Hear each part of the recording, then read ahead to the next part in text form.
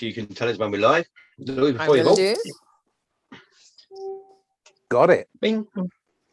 Bing. Bing. Bing, bing, bing, bing. Now we all go silent That's because we're it. live. We've been chatting Yay. about everything. So it's like, oh, now you got to be careful what you say.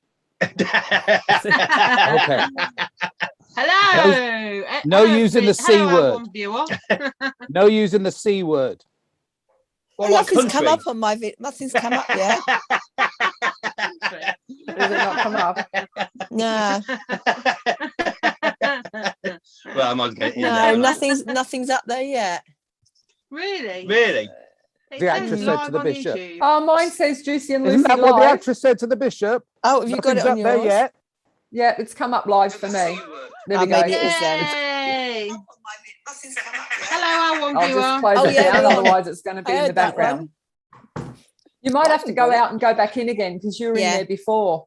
I was. I'll try that. Thank you. Hello. Hello. Hello, you went out and Everybody came back alright? in again. Now then. Our internet's a bit dodgy, So so, if we- please It, go with it. it gets better as people go to bed. No one's watching anyway. What time is it there? It is around about 9 o'clock. at Yeah, night. 9 o'clock, isn't it? Okay, Yeah. so it's just coming up for 8 o'clock in the morning here. But one thing 1 o'clock in the we have afternoon noticed here this year, it seems to stay lighter. with the lights on. with the lights on. Yeah, Yeah. I always think it stays lighter when you turn the lights on. Always does. Weird that.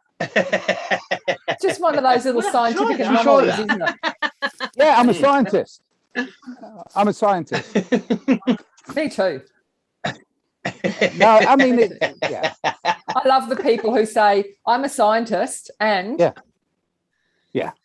And then I've tell you been- a whole load of Yeah, bunking. I'm a scientist and I've been taught to say blah, blah, blah. So, like, well, okay. I've got a science Really? background. Have I? Basically. You know, No, I no love one's to allowed play. to think for You know, I love themselves to anymore. play with words. I love to play with words. There's lots of words that you can break up and make into a different set of words. I was writing one the other day because somebody said that, you know, they wanted my signature on something for, I can't remember what it was, for pay for work or whatever it was. They needed my signature. I said, well, you can sign for me. And they said, oh, okay, I will. And I said, yeah, because it's insignificant. And then I broke up the words. Sign if I can't. Significant. Sign if I can't. Ah, So I was like, and that's why they used to put the X on there. yeah, it's like, you know, so there's, I mean, there's so many things within the Abracadabra Code and the ABC and Brewster's Phrase and Fable, which I've been reading. You know, all of Brewer's Phrase and Fable, the older version. But it's like there's so much stuff within there. When people say to me, oh, well, if they were going to do that, why would they announce it? As if that, you know, because it's dead.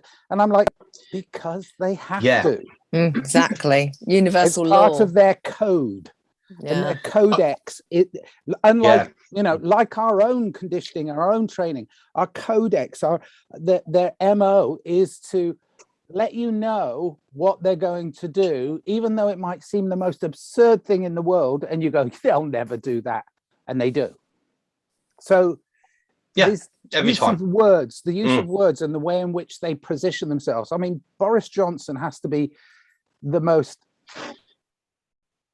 despicable manipulator of words that I've ever seen, because he keeps quoting things from his training at Oxford when he was in the Bullingdon Boys Club and all that crap, and you know, Born with a Silver Spoon, all that stuff. But he keeps going back to like little Greek phrases or little things from you know, ancient history that he learned that may or may not have been true even of the time, and then brings it into the modern day as if to try and bamboozle us into believing that he actually cares, when it's pretty obvious he doesn't.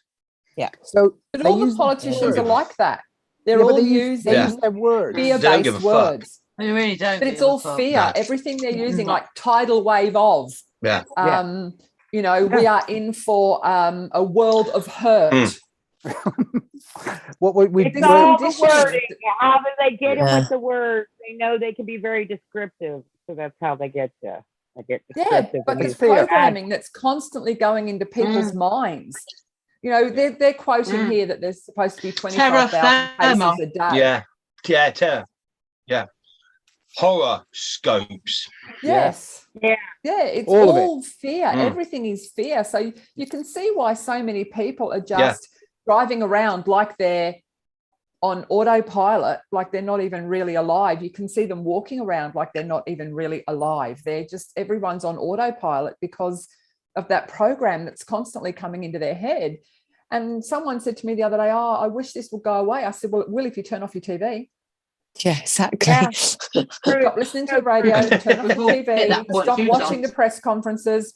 Bingo, Yeah. it's gone. Isn't the parent company Yeah. of Facebook Alphabet?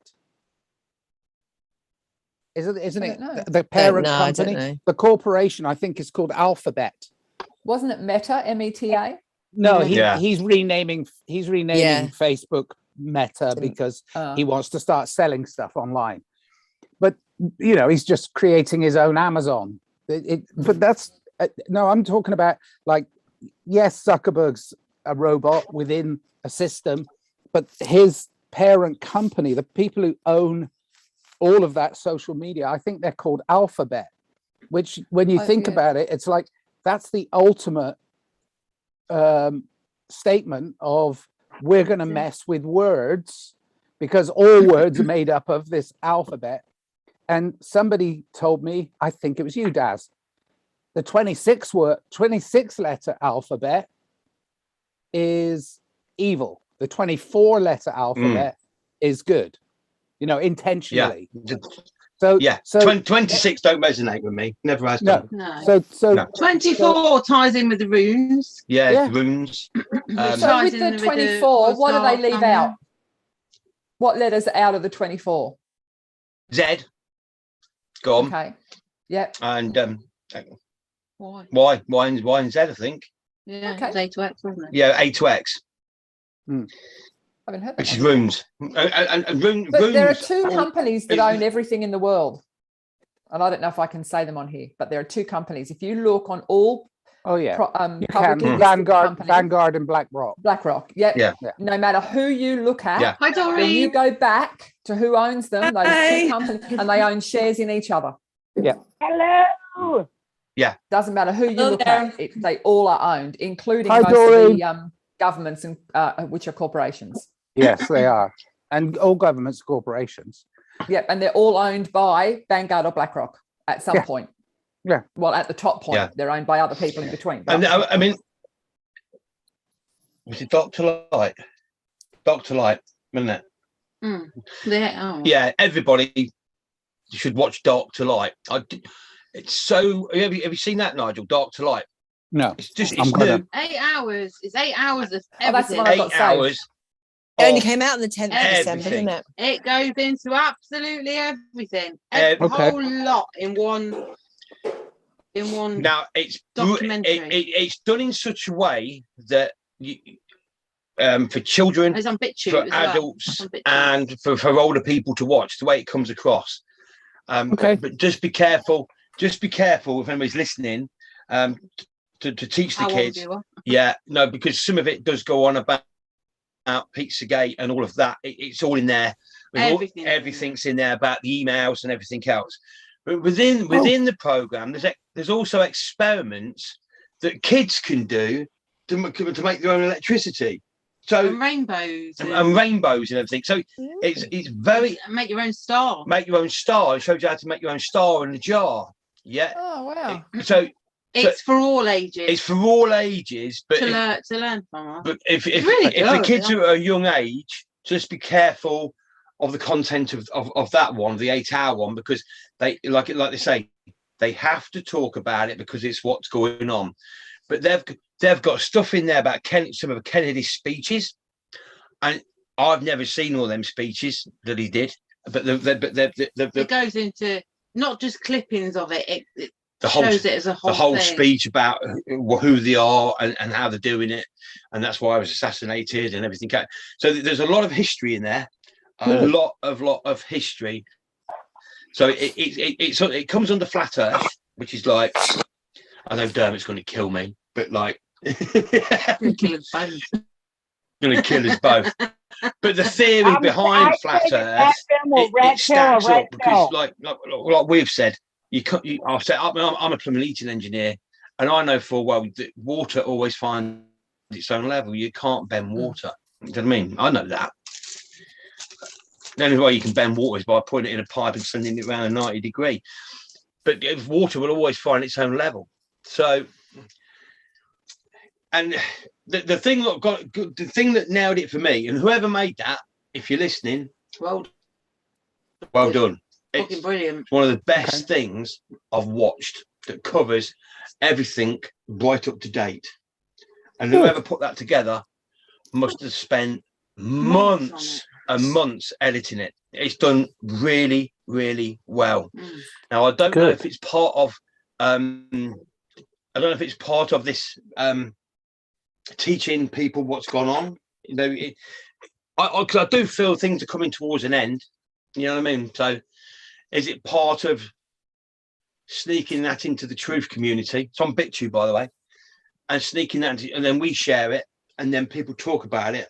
And even if some things don't sit with people right, it gets you thinking. Yeah, watch it all, because there is so many different topics. Yeah, it's the whole thing, everything, all of it. Everything. Yeah, but it does get you thinking. I mean, it so shows you detail, like where you would understand it. It's not like it's going to be over your head. You could, I mean, no, it's done so everyone can understand it. Yeah.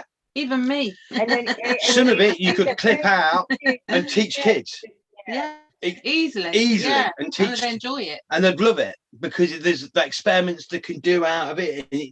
It's almost like early learning for kids of what's really out there, or a what proper could be there, lesson in life, not a fake one, or a story, a proper lesson. Something fake they could one. actually use. an interesting one. Yeah, It's really interesting. Yeah. Is it different than follow the cabal then? Is it different than follow the cabal? Is it different to the fall of the cabal? Yeah. It covers everything. You name it covers it.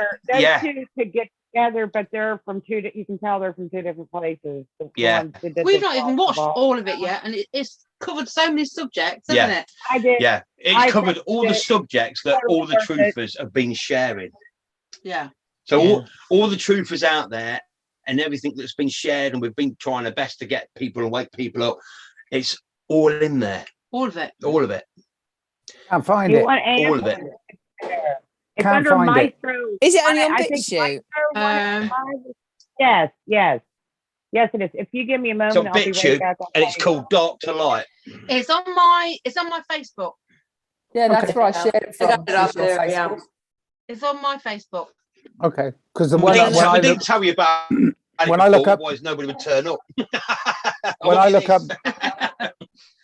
When I look up Dark to Light on BitChute, I get From Dark to Light poem by Mark Atwood. No, it's called What on Earth Happened? ? Full 8-hour documentary. Yeah, that's it. Yeah. What on Earth That's what Happened? it's called. Okay. Maestro 1962. Maestro 1962. Gotcha. It's absolutely amazing. Well, Nigel, you know, when you watch it, you'll probably understand even better than me. You just know it's been so well made.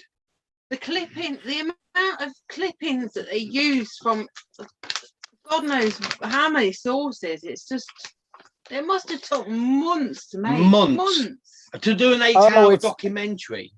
Yeah. Okay. What on earth happened? And the level of proof, the level of proof to show is amazing. Like, it's not just messing around saying this is it. They show proof and explain things. And bits of it are funny as well. Yeah, there's humour in it. There's this, there's that. It's done very cartoony. as well. Well, In that's places. like the original It Zeitgeist hits every thing that note came that we've out. been talking about for a long time. The original Zeitgeist that came out many years ago was done sort of cartoony. Yeah, Yeah, it was, and it was that was weird too, because there were two people. I mean, obviously Michael Tsarian, or whatever his name is, Censorium, but it was also Jacques, and he, yeah, it was good. Zeitgeist was good. It was kind of like, look, take your blinders off, but don't, but don't think that you're now free. It's like, just because you took your blinders off doesn't make you free. You got to gain the very knowledge. old now. It's been out a long, that's what I'd say. time. It's a learning aid for just to get your brain working, to think differently, and think differently to what you've been taught, which we do anyway. And if you want to question any bit of it, you can go research it. You can go and research it. It's like we do. We question everything, don't we? Oops. Yeah. The very first part of it will make you want to quit. Yeah. And not So watch you it. know. I did. Even But that when you you question, consider but time, it just and makes you're sense with some of our travels. That's why we thought, let's tick the boxes this week and go a few things that we've all noticed. I mean, they go on about the dome that sits over the top, and I've been working with domes and the energy of domes since we started YouTube, and telling people about it. About domes, yeah. About domes and the energy. So that all makes sense. Yeah. Do you remember that TV show that they had in America called The Dome? Yeah, yeah, watched that. Yeah, watched that. They were telling us The Dome. Yeah, they were telling us. As a child, as a child, above, as below, and as below, as above. You know that. Yeah. It's like because we've said on one of our. Yeah, sorry, from Nigel. I mean, as a child, I went I think I was about 8 years old or 9 years old, went with the school to a visit to London from where I lived, and we came down. It was a London, I think it was a long weekend, went to lots of different places, but the place that stuck with me, well, there's a couple of places, but this one specific incident happened. We were allowed into the Whispering Gallery of St. Paul's Cathedral, which is right in the dome, and you can sit opposite your mate and whisper towards the wall, and they can hear it. And I was like, yeah, right. But it's the resonance. And again, you know, if you go to we were talking earlier about the Tartaria and the mud floods and that era where all these beautiful buildings with their resonant vibrational qualities were in the domed parts of the roofs of the churches and the buildings and the temples. It's like, when I was small at school, and I put my ear against, and I could look across to my mate, and I could stand there and shout at him, and he couldn't hear a thing. But if I turn and whisper to the wall, it resonated through the dome. Yeah, and it was. I mean, it kind of freaked me out because I mean, we're almost talking pre-phones. I mean, we're talking about when I was a kid. So it's like it's a while ago. And a bit of string. Yeah, same thing. Yeah, but it's the same thing. Yeah, but it's we did that with the paper cup or the can on the end of the string. Yeah, but it's the resonance. It's the resonance. But you know, you said earlier Glasses on the wall. Yeah, you said earlier about us about it all being frequency, and again, that frequency in those domes concentrated into those domes and spheres. I mean, why do you think there's a dome over the White House? Why do you think there's a dome? You know, at St. Paul's Cathedral. Why do you think there's a dome, you know, in the Vatican?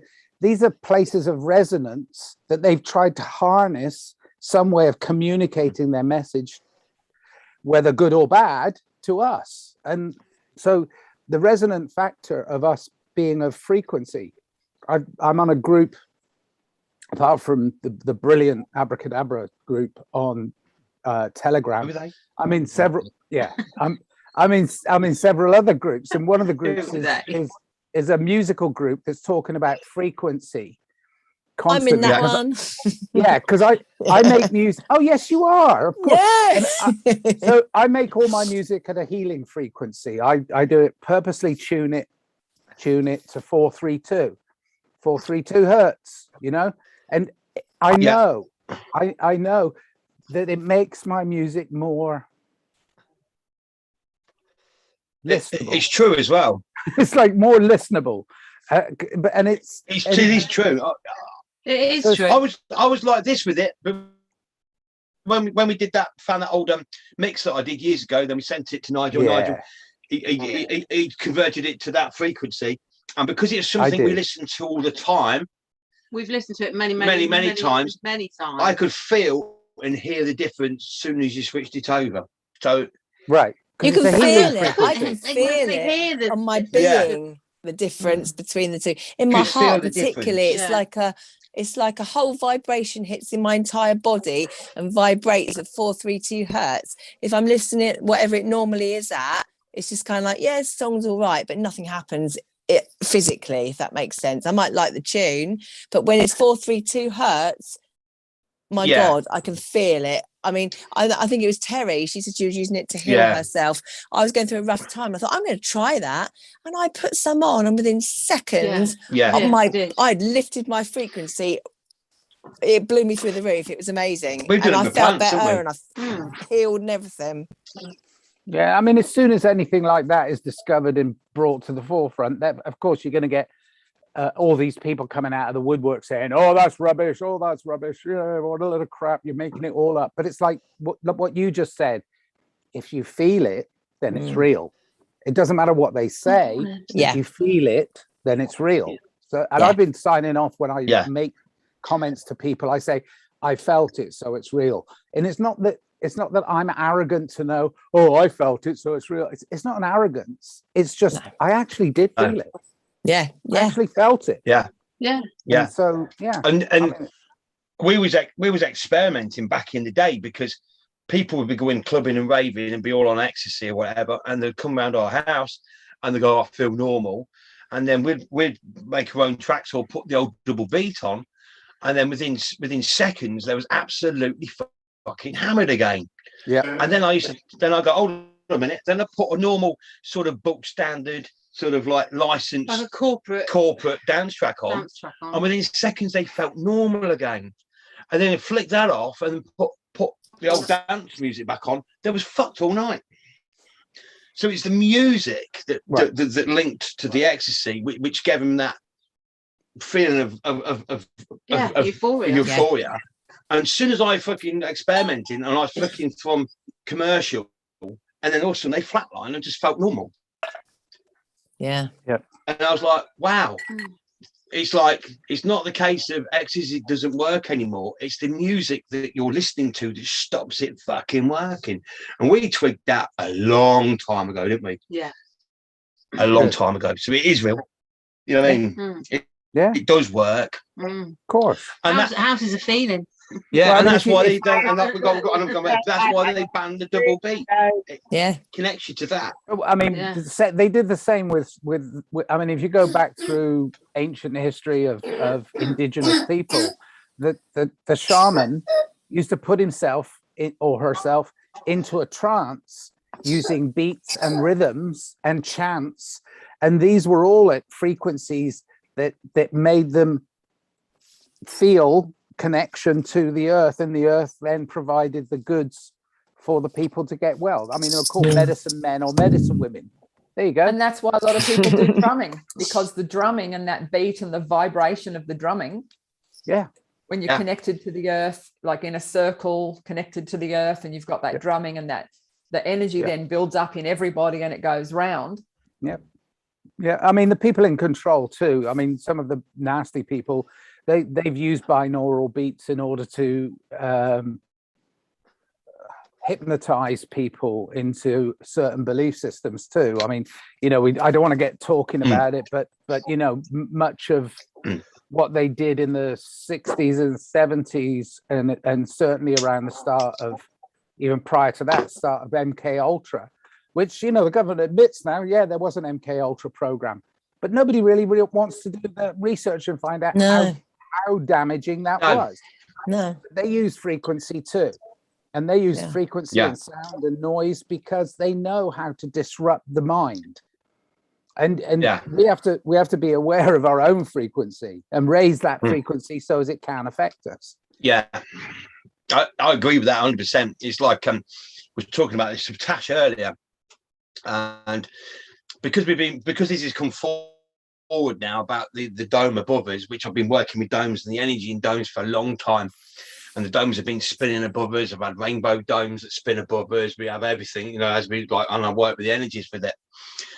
So I feel that we've got the ether or aura, how you want to call it. It got contaminated. So the virus is them when they came in. They contaminated it. And it either went bang or something happened. This is why we get the mud flood, because something happened.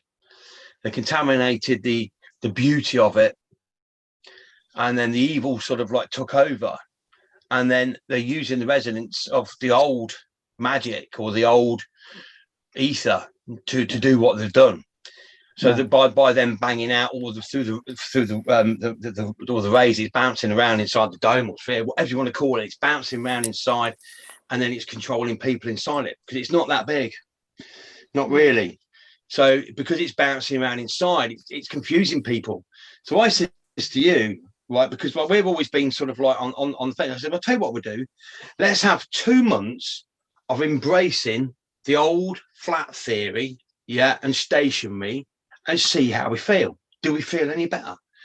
I haven't and embrace it 100%. 100% in our whole life. 2 months, and then keep a list of every day to how we feel, to see if we feel any better. Because it is all about feeling, isn't it? It's feeling. If you feel good, it is good. If you feel shit, then it's bad.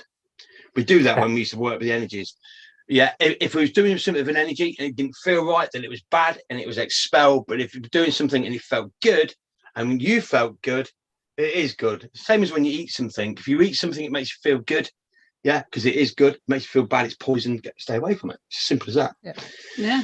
So that's always been our sort of like go-to place, isn't it? If you feel good, then it's doing it's good. And if you don't feel good, then expel it and get rid of it. It's not good. Yeah. So I thought, let's try it. So since then, we're sort of like 3 days in now.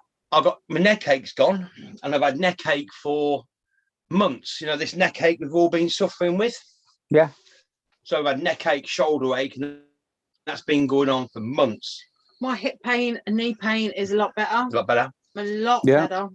Now, because we're indoctrinated with this spin. Sorry, I have to make jokes. And because we're... Sorry. So the knee pain might be from the friction. It's keeping people confused. Might be the friction from the could be the friction from the carpet. From what? Could be the friction from the carpet. And you, sure up. Sorry. But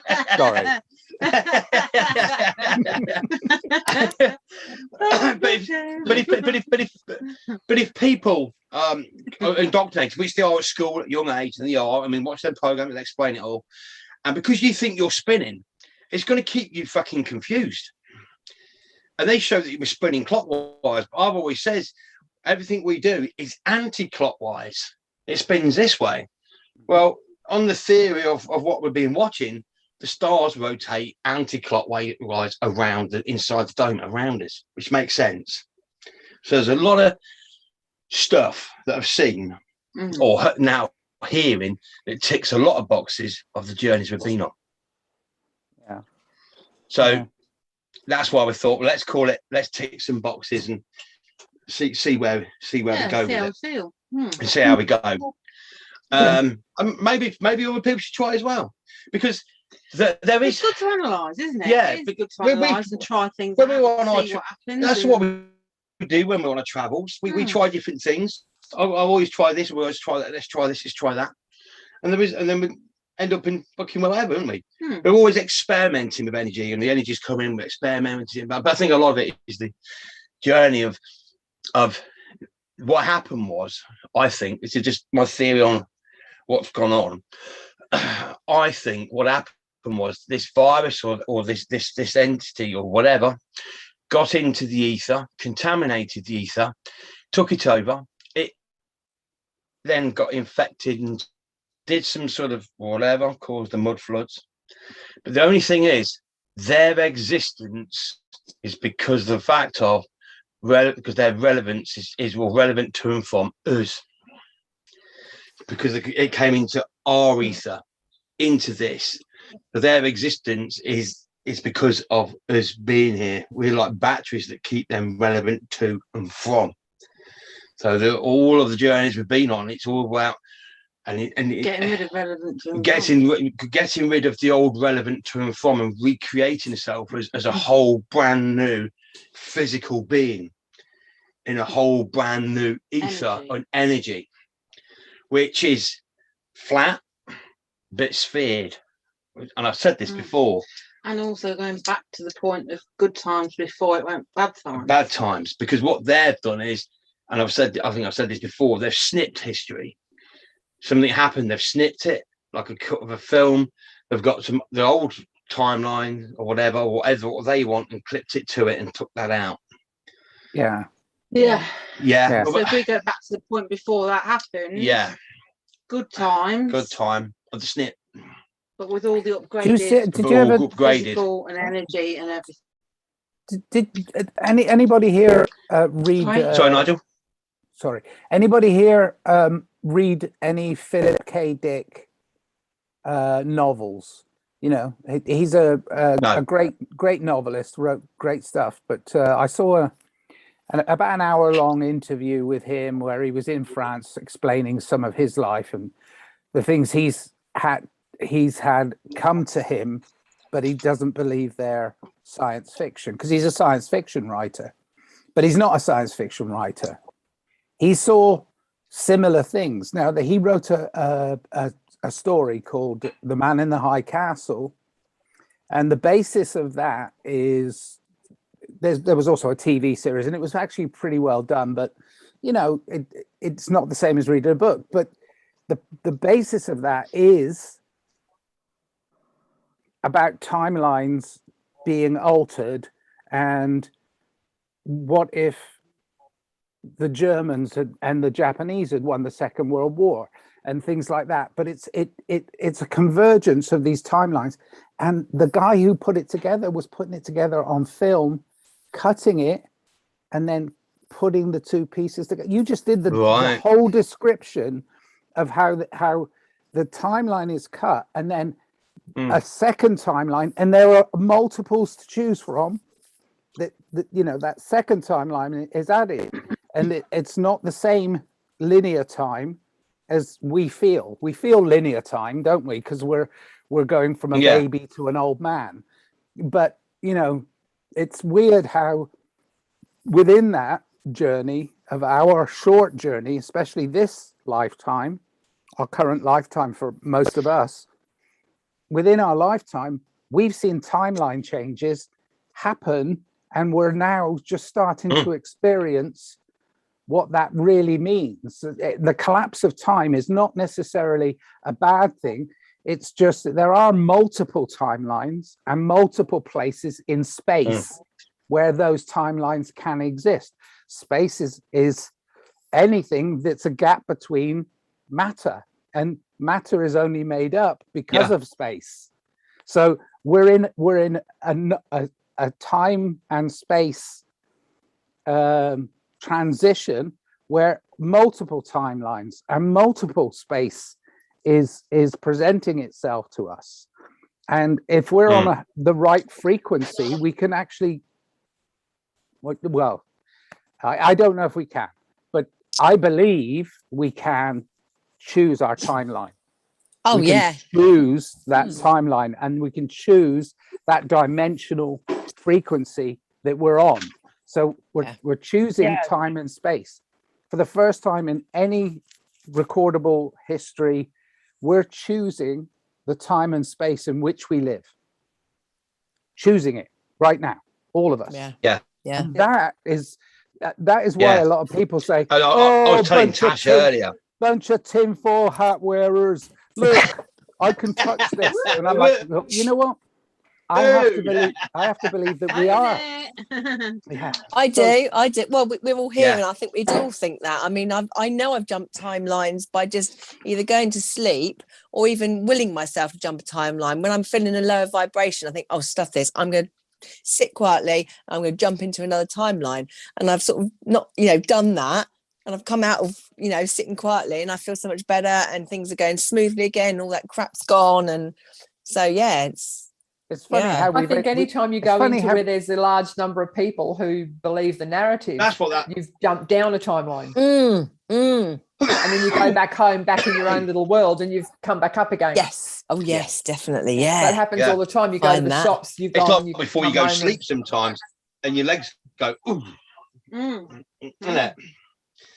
It is. When you go sleep, and you're just beginning to go sleep, and all of a sudden you get that ooh, like you fell off a step, jolt. Ooh. Yeah. Just one leg. Yeah. You know how usually that is just one leg that jumps. Yeah. Yeah. The other night I had it where both my legs jumped at the same time. Yeah, and it's just before you go sleep, isn't it? What were you doing to her, Daz? Yeah, and you're just like, ooh. But I always thought that was like, there's a lot of stuff in the astral world. Yeah. I don't know what. When you go to sleep, you've got the We walk many timelines. When you go to sleep, you've got your energetic body, whatever you want to call it, leaves your body anyway, and you're attached by the belly button with a silver cord, so that you always come back unless obviously you die. But I always thought that jilting was literally because you've gone to sleep, so your body's off, and then suddenly it jumps back in, and then you're like, oh, there's that jolt. That's what I always presume that to be. Yeah. Makes sense. It's something that sounds right. Yeah, it's something we all get, isn't it? It's like, ooh. It is, isn't it? I've noticed it before. When we've been looking fucked it, and we've been on the travels, and everything's just beginning to come thingy, and you think I could just do with sleep for 4 hours, and all of a sudden you get this jolt, oosh, and it almost like knocks you off the parallel, doesn't it? It does. It shuts it down. The other thing I've been doing when I've been conscious of astral traveling, and I've gone, oh my God, I'm actually doing it. I can see it. This is so amazing. I've gone jolt back into my body. I'm like, oh, ruin that. Yeah. Once you go, what the fuck? We made it. Bang! You fuck. No. Oh my God, what? No. That's it. That's happened to me. You've got so to that amazing. point You go, where you're going, and then you go, oh, I'm there. Oh no, I'm not. Damn, not there anymore. Ruined it by getting overexcited by the whole prospect. Note to self: don't recognise that you're there. Just go with it. It is. Yeah. I mean, we've seen that a few times. I mean, I think we spoke about it before. And we've been on our travels, and me and you were both sitting on the same sofa, weren't we? And we sit on the sofa, and then the wall in front of us opened up, and the next thing I was both walking across this beautiful stone bridge, like a castle bridge. We're walking across this stone bridge, like that, and we're both at the same time, weren't we? It was like, I mean, we was looking down, and as we was looking down, it was quite a long way down. All the kids are swimming and playing in the stream, splashing, laughing, and we carried on across the bridge, and then you could hear people cheering and celebrating and everything else, and blah blah blah. And then we walked across. I remember I went across this big piece of grass. Lots of people all celebrate. They all have like champagne glasses and but they're all celebrating something. And then we're going across this big. I remember then going across a big lawn towards this white building. See, I don't remember. And then I was like, fuck, yes, we're home. We made it. Bang, back home. I must have had the fuck. We made it before you. A friend of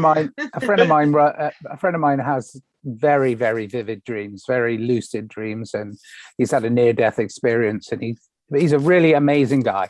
But he, on his Dreams and Other Cosmic Travels site, I think he's on YouTube. He's talked about dream sharing, where when it's strange because it's just astral traveling sharing, because you can dream share with somebody from 6,000 miles away. So it's not like, I mean, at the moment it's pretty obvious to all of us, Juicy and Lucy, that you two do everything together. And there are times when one of you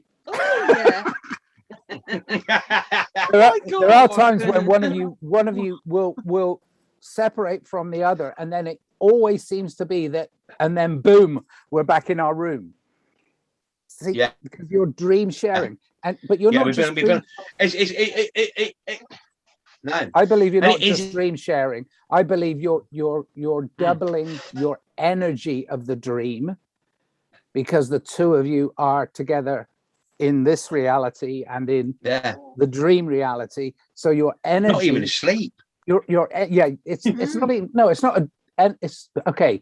That's why I called it astral sharing rather than dream sharing. But your energy increases because you're doing it together.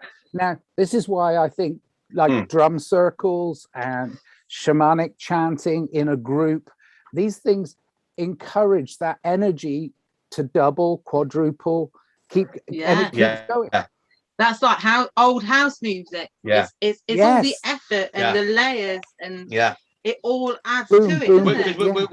We're saying the other week about these so-called camps and going to put all the fucking blah blah blah. I thought that's the worst thing they could fucking do. Imagine all together. You imagine all of our energy together in one area. This is why I think we're all pretty well separate over the planet. Because we got to be.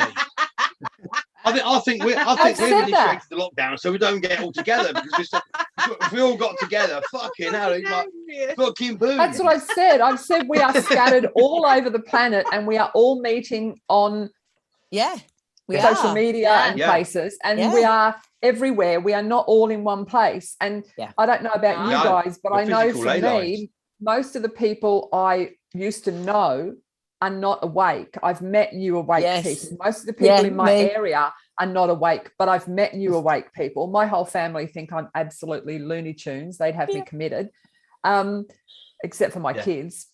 They just go, that's just mum, that's the way she is. But, you know, my parents and my siblings all think I'm just absolutely, they think I've got the worst tinfoil hat and I'm the biggest conspiracy theorist. But I think that's why we are all spread out, and it's why we've all found each other through things like, you know, for me, I saw you guys on Mark, and then, you know, we've all we found each other through various means, and we might have then dropped off, but then we've come back and they're on YouTube now, they're on here, and so we keep finding people, we keep finding each other, we keep meeting each other so that we can connect. And you can see it like these spider web lines going out of all the energy of everyone connecting everywhere, and there's energy pulsing along all those spider web lines as we do this. And it's meant to be this web, isn't it? Web of light around the earth. And we seem to have all been put in places where people are the most asleep, or put in families where people are the most asleep. Because Amy said, didn't she? Amy said, where are the ley lines? I went, well, you're the ley line, we're the ley lines, we're the energy source, and that's why we're all plonked all over the place. It's almost like we are the old cathedrals, we are the old buildings. Do you know what I mean? We are the resonance. We're the physical embodiment. We are the resonance. Buildings. I mean, there's one physical ether. There's one scientist that I follow. One scientist I followed for many years, who is truly experimenting in that idea, and his name's Rupert Sheldrake. If you get the opportunity to listen, he's got a kind of a flat voice and he's a bit boring, but he's actually the most amazing human being I've ever encountered on this digital realm, because he was friends with some amazing people who did all the drugs you can imagine in order to get to that psychedelic transition into the acceptance of nothing being purely concrete and 3D. It's what we produce. But his theory on what's called morphic resonance. If you look at Rupert Sheldrake, look at morphic resonance. It's about creating morphic fields of resonance through which we create all of our futures. all of our presence are created by those morphic fields of resonance. And when you described it just now as like spider webs and things like that, yes, it's all invisible, but it's felt as resonance. So there's we're all stood in these morphic fields of resonance. I'm 6,000 miles away from most of you. Now, not you, Paisley lady, beautiful, you know, but we're 6,000 miles away from each other, and yet I feel like I could hug. I feel like I could hug you. Yeah, I feel like I know. hug you. Yeah. Every time I come on, it's like, yay. Yeah, it's like and they can take away our internet, but what we're building right. But what we're building it's right like now, the morphic it's resonance. like I said before, you know, we're the lost builder, you know, we're the lost builder race. Yes. Yes. Yes. and Yes. it's like we have. Sorry, go on. No, go Tash. I was going to say, it's just like we have all known each other. We're talking here now. And it's like, well, I feel so at ease with you all. And there's people I've connected with on Telegram, and we go, oh, love you. And we genuinely mean we love you. I've never met them, you know. I don't know who they are, but I can feel that love, and I give out that love, and it's so beautiful. It is really what a time to be alive when you're feeling like that, honestly, isn't and it? That's just what I was going to say. It's like we meet these people that we've never physically met, but we feel like we've known them our whole lives. Yeah. Because we're all meant to reconnect. We are all meant because we're all part of each other. Agape Yeah. love. Do you guys know? Have you guys ever heard agape love? Agape love. Yes. Yes. The unconditional. I think this is it. I think this is the unconditional, because we just feel each other's connection, and like you said, when we get together, we're gonna light up like a Christmas tree. I can feel it. Oh yeah. Yeah. And we are together. We're doing it now, whether we like it or not, or whether we're even aware of it. We're actually doing it right now, out there in the ether. You know, we like it a lot, we are lighting up the sky like the biggest fireworks display you've ever seen, and you're like, we're doing that right now. We are, and that's what I see when I look. I see those spider webs, like little electrical the frequency.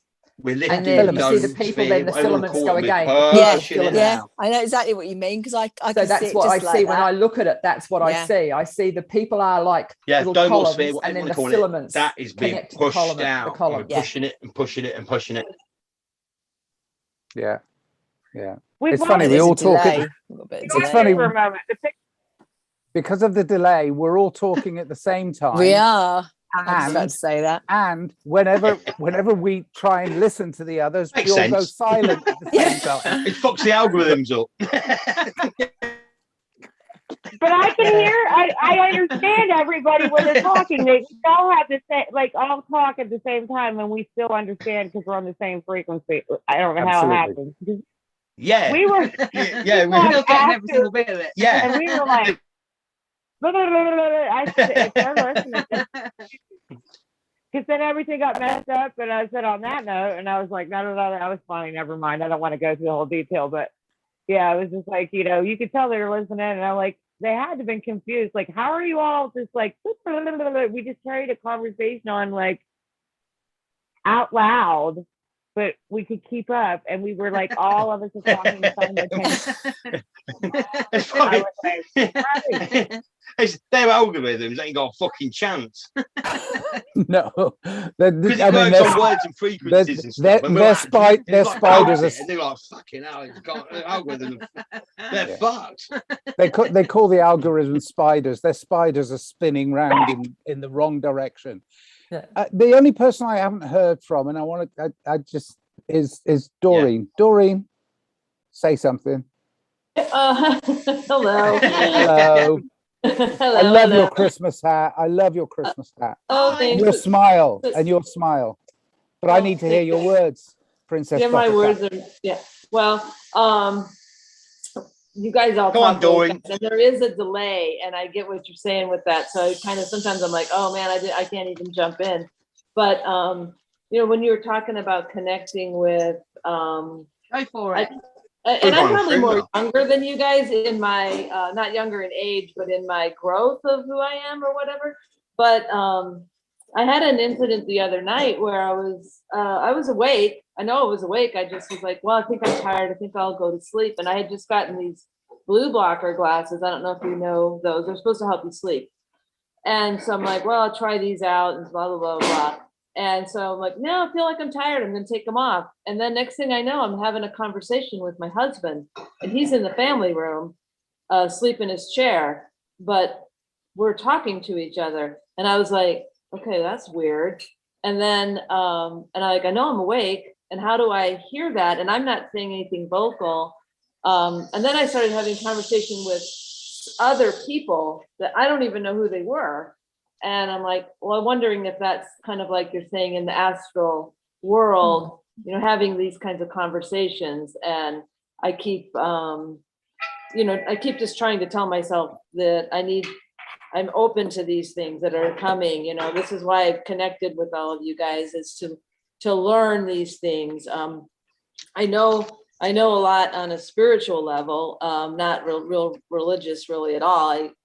My husband and I were raised Catholic, and we left that over 25 years ago. And but I love learning new stuff, you know, just like the Tartaria stuff, or the flat earth thing. I'm like, well, I don't really know if it's flat or if it's round, and I don't really know how it affects me, whatever it is, for sure. But I don't know. That's where I'm at. Well, that was lovely, because I do. It'll blow your mind. Watch that video, it'll blow your mind. Sorry, Nigel, didn't mean to cut you off. Give it a try for 2 months and see how you feel. See if you feel different. Yeah. If you feel different, do you feel better different or worse different? Yeah. And I do believe you were talking to other people on the astral plane. And the thing is, it's like, we don't always, I mean, Lucy, you'll attest to this, we don't always remember the journeys, or even be able to recall the conversations, but they're just as real as the one we're having right now. Yeah. That's how it felt. Just because you can't remember it doesn't mean it isn't real. Yeah. You know, it's like back in the day. Remember when there was party lines on the telephone, and you'd pick up your phone, and there's another whole conversation going on there. Yes. And you kind of wanted to listen, but knowing you really shouldn't be, but really wanted to hear what they were saying, but really wanted to put it down. Yeah. Oh yeah, we had an upstairs phone and a downstairs phone. We have it in our house. We have instances where 1 minute you feel like there's a room full of people, and the next minute, where's everybody gone? But you can't actually remember who was here. Right. Yeah. Right. That's what we've had a few times, haven't we? There is connection, and we're all busy, all doing stuff. And there's a room full of people, and it's gone. But you don't actually notice there's a room full of people until they all of a sudden go. It's like, where's everybody gone? I can't even remember who everybody is. It's like an episode of Doctor Who. But you know when it feels empty. Doctor Who? Yeah. Doctor Who. You don't have to remember Doctor Who? You don't have to remember it to know it happened. David Tennant's the best one. If you're out there, David Tennant, I hope you're a good guy, because that was the best one. Yeah. So funny. Hilarious. I liked him, and I always, when I go to sleep, and when I'm drifting off to sleep, so I'm not quite completely gone to sleep, I see faces talking to me. I can't hear them. They come in. I don't recognize these faces, but they come and they talk to me. Then another one goes. Then another one comes and talks to me, and I'm like, I don't know who you are, and I drift off. And then if I haven't quite drifted off, I might then start going somewhere. But then that's it. I'm asleep. But normally it's always lots of faces of people I don't know. Yeah. But I can't ever hear what they're saying to me. I've had that as well. Yeah. Lots of faces. Had that too. Faces, and they're I've not. had that as well. Mine aren't real clear. Are yours real clear? Hear them. Yeah. Yeah. I'll see them, and I'm like, I'm seeing something, and I'm like, okay, I gotta clean this off or something, like my lens. Yeah.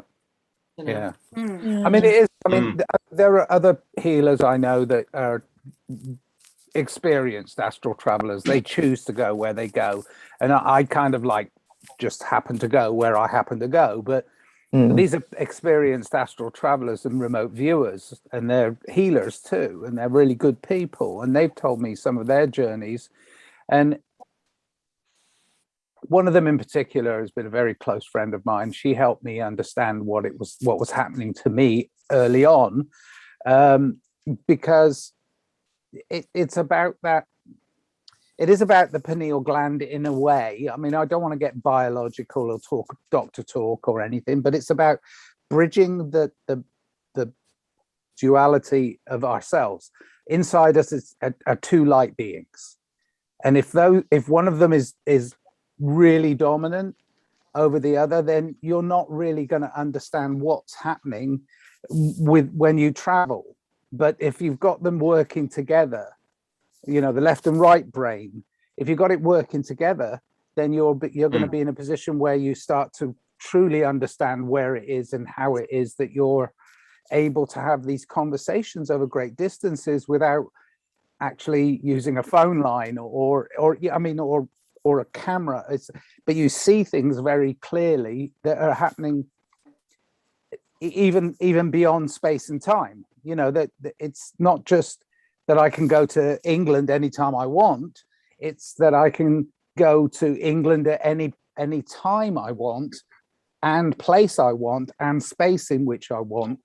But I haven't really got the balance and the resonance right yet to be able to do that, and it will. But I do often. I mean, I often go back to England, even though I'm living here in California. I often go back to England in my dreams, but they're real. They're as real as this reality. It's just that I can't always remember them. Yeah. Have you ever heard of the movie Somewhere in Time with Christopher Reeve and James Seymour? Yeah. He finds out if you heard of it, Doreen? I have, yeah, Somewhere I've in seen Time. it, yeah. It's so good.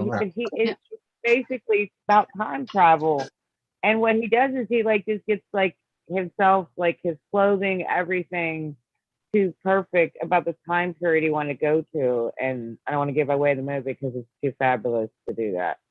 But yeah, and I tried when I was a kid. I would try to do that, and I could never get actually physically there. I would almost get there, but yeah. Now I travel all over the place. When I was younger, I would just try and I couldn't. But now it's when you talk about remote viewing, it is really crazy. Before, remote viewing would be just a knowing. I'd know something, I could kind of see it. But now with my mind's eye open, it's the images, they're so much different now. So much of a clear picture. The more that I work on myself, the more healing I get done with all the meditations I do. And it really, the Kundalini energy is amazing. Have you all tried that one yet? I would totally try that one. I suggest that one. It's amazing. I had a crazy night last week. I don't remember my dreams. And when I do remember them, I know it's because it's not a dream. Because I never remember dreams per se.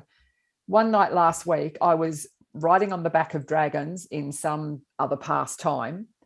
I was fighting in World War II with my grandfather, and I was in a UFO in a spaceship with some aliens, all in one night. Wow, that's a bit much. I woke up the next morning and went, no wonder I feel like I've had not a wink of sleep and feel like I've been kicked around a football field. Oh, yeah. I was actually with my grandfather, my dad's father, fighting in World War II. I was on the spaceship and I was looking out of the console thing down at the earth, and there was all this stuff happening, and it was all busy in the spaceship, and everyone was playing with buttons and doing things, and I was watching everything that was going on, and they weren't aware that I was there, but I was there and could see them. And then I was on these dragons, riding dragons through the sky and seeing things. It was amazing. The spaceship thing's quite interesting because that's three of us now I know in this group on here at the moment that we recently had dreams about being in spacecraft, and I'm having it a lot repeatedly, and apparently that seems to be happening with a lot of people, which is quite interesting. That we're all suddenly, I feel like going home and then coming back, but we're remembering it more. I know, and I've had some real good ones. There's always craft in the sky here. I can see them. They're always here. And I often see clouds and I'll go, it's not a cloud. I'll take a photo of it. Yes. And I've got photos of actual portals, UFOs going through portals, of actual portals opening that are clouds. But you look up at them and you go, no, that's not a cloud. And one thing I noticed, I was driving up to the mountains a few weeks ago, and there were these 3 clouds up in the sky, and I was watching them, and I thought, they're not clouds, but I couldn't pull over anywhere to stop and take a photo. But I was watching to see if they were still there, because as soon as I could have, I wanted to stop and take a photo.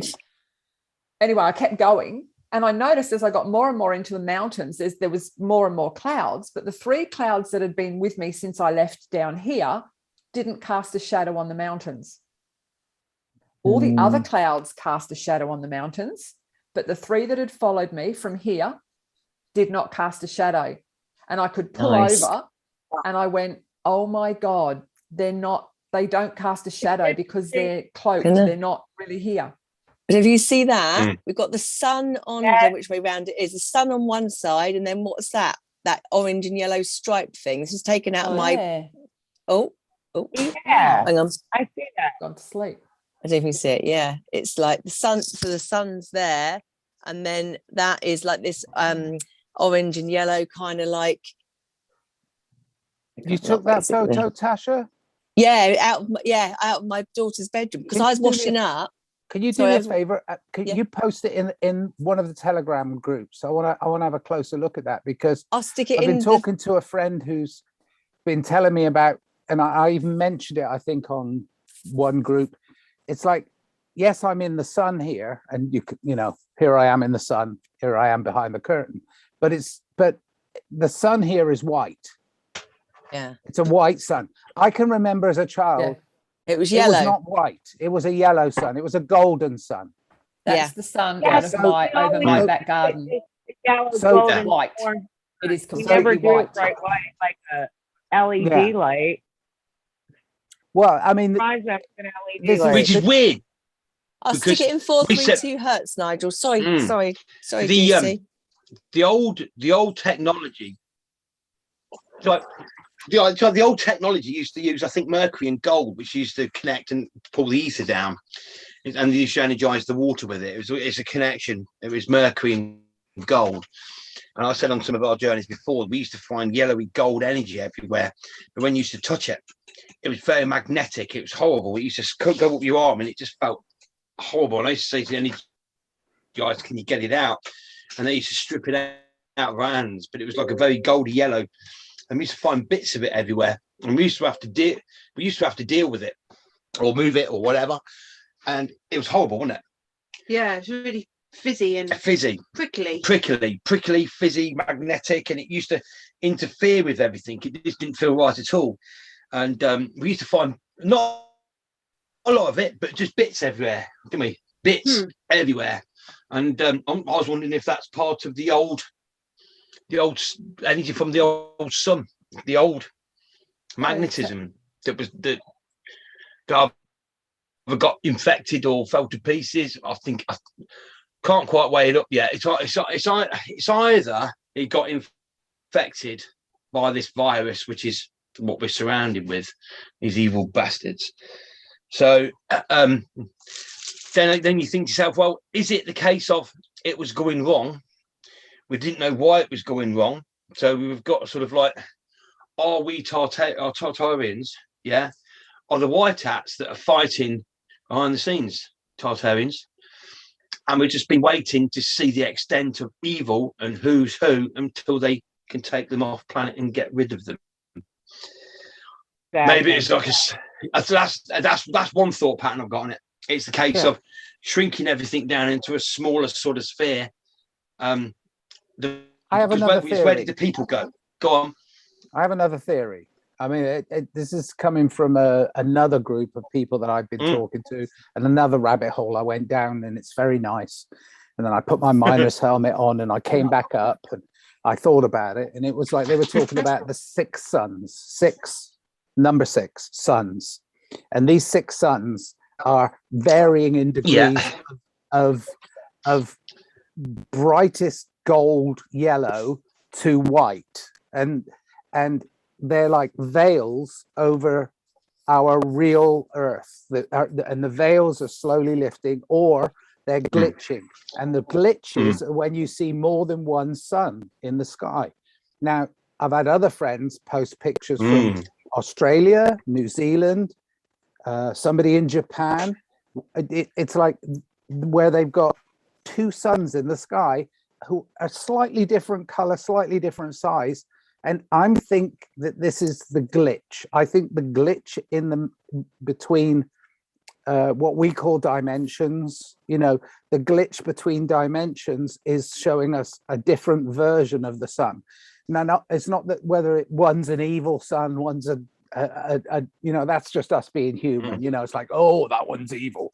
But the possibility that we're interdimensionally shifting and they're slightly different in color, slightly different in shape, the goodness we get from it is still the same, but it's still an awareness for those that understand that we may or may not be on a sphere that the sun orbits, or we orbit the sun. It doesn't, we may actually be in a dome where the exterior of the dome, and this plays into what you said a little bit earlier, when we got the dome that's spinning, but it's spinning anti-clockwise, we might be seeing things because of our perception that other people don't see, that it's still real, but it's cloaked from a lot of people. It's like a cloaking mechanism, a bit like, Star Trek, whatever. It's like, we can see it, but the Vulcans can't, or depending on what parallel line you're on. Yeah. But isn't the white sun? Thank you for sending the photograph, by the way. Who you are as well. I saw it on my big screen. I can't share screen on here. I said, it's good, isn't it? I know, it's good. Might be an album cover. White sun is supposed to be the grand central sun, like the main sun of the universe thing. I've got some more pictures I could send you, Nigel. The white sun is supposed to be, and we're seeing it because of the vibration of the planet lifting. Yeah. I mean, vibrationally, I think we're able to do this choice. But again, it's like remembering your dreams, and then when you travel to and from different dimensions, I mean, and going on and off the spaceship, and you did a brilliant one ages ago. It seems like a lifetime ago with you, Das, where you were doing the up, and then on the ship and away. And it's like that's that final pull up of that of this necessarily reality, and then on the spaceship, and then we might actually even have 6 suns. When they talk about having 6 suns, maybe they're all there all the time. It's supposed to be the time of the 6th sun. Maybe that's the higher dimension. It was. Slightly warmer. We could go to the seaside. Different suns and different moons in the sky. Yeah, and we could go to the seaside. They're not functional. They just fucking look nice. There's a documentary, and it's called Time of the 6th Sun. I don't know if any of you caught that. It's really good. Yeah, it's all the prophecies and stuff, and we're in the time of the 6th sun. No. Yeah, that's really that's good. That's a real good one. We've said that on our travels, haven't we? Why do we have to have functional things? Why can't we create some things so it fucking looks nice? So we'll have half a moon there and fucking this there and a star here, that there, that there, that there, and it just looks nice. Why do we have to have functional things? Can't we just put things there which look nice? In my room, when I was shown stars in the daytime as well. Yeah, she likes the fucking fairy lights. I like fairy lights. I do too. Lots of them. I do too, but I'm not, I do too, but I'm not a fairy. But I like fairy lights, but I'm not fairy. Anyway, but when I came in, but fairy lights, I suppose, is like looking at the sky, isn't it? You're bringing the sky indoors, aren't you? Yeah, they're artificial stars, aren't they? They're artificial stars, aren't they? When I was first shown this room that I live in most of the time, I don't live it. I live everywhere, but it's when I came in here, there was a single light in the middle of the room. That was it. That's your light, and I was like, okay. And now I look around my room. I have 6 lamps. I have a lamp in this corner, a lamp in that corner, lamp over there. Oh, I've got to think about lamps as well. Yeah. And it's like, because I've created an ambient atmosphere where I can see like light and shade, and light and shade are very important. We have to have one to to show the other. But this bright I white. have 3 lights in my living room as well.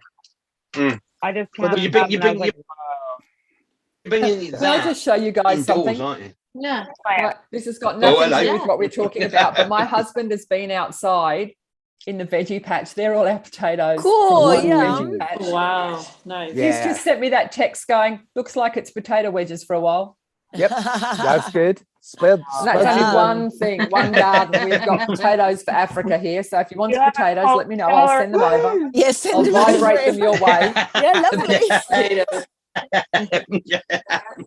Close your eyes and I'll just send them. Well, he was trying to grow onions. Crazy. I don't know what I'm going to do with all those potatoes before they go off. They can store them for quite a while. Keep them in the dark. They'll be keep them in the dark. Yeah, a bit like us. Yeah, I've got them in a I put them in a brown paper bag and put them in the back of the true, pantry. though, isn't it? A bit like potatoes. No matter how much you keep it in the dark, we start sprouting. It's like bulbs, isn't it? You put a bulb in the dark in the drawer, but it knows when to start to sprout and grow, even though it's got no light around it. Absolutely. Like a mushroom. Yeah, even though it's got no concept of its surroundings. No concept of its surrounding to light or heat because it's in a stable environment, but it knows when it's got to start to grow. Yeah. It knows what time of year it is. Because nature just knows. Doesn't it? Yeah. I've always said that. This is true. I used to try to put. It's like, when you know what you know, but you're trying to put it into some sort of story so you can explain it to people, but without, because you don't know how to get things across. Yeah. And this was one of my favourites. I used to talk to years ago. I used to say, a piece of dog shit is more intelligent, than a human being. And they're like, oh, fuck, what? I guess, well, the thing is, it knows when you're going around somebody's house. And like, how do you know? Carpet. With carpet. I said, you'll walk somewhere and you'll accidentally put your foot in a bit of dog shit. Yeah. Now, if you're going on a long walk, the smell hits you in the face and you wipe it off and you go, oh my God, and then you carry on your walk. But if you're going around somebody's house, there's no smell. And you traipse it all the way around somebody's house. And about an hour later, the smell hits everybody go, fucking hell, where's the dog shit come from? Fucking everywhere. So that dog shit knows where you're going because it's bacteria. Every organism that wants to get indoors into the heat and the survival. Yeah. So if you're not going anywhere, and you put your foot on it, it knows you're not going anywhere. So you wipe it where you smell it you in the face, you wipe it where you are off your foot. Outside. Keeping it together. Yeah. And then off you go.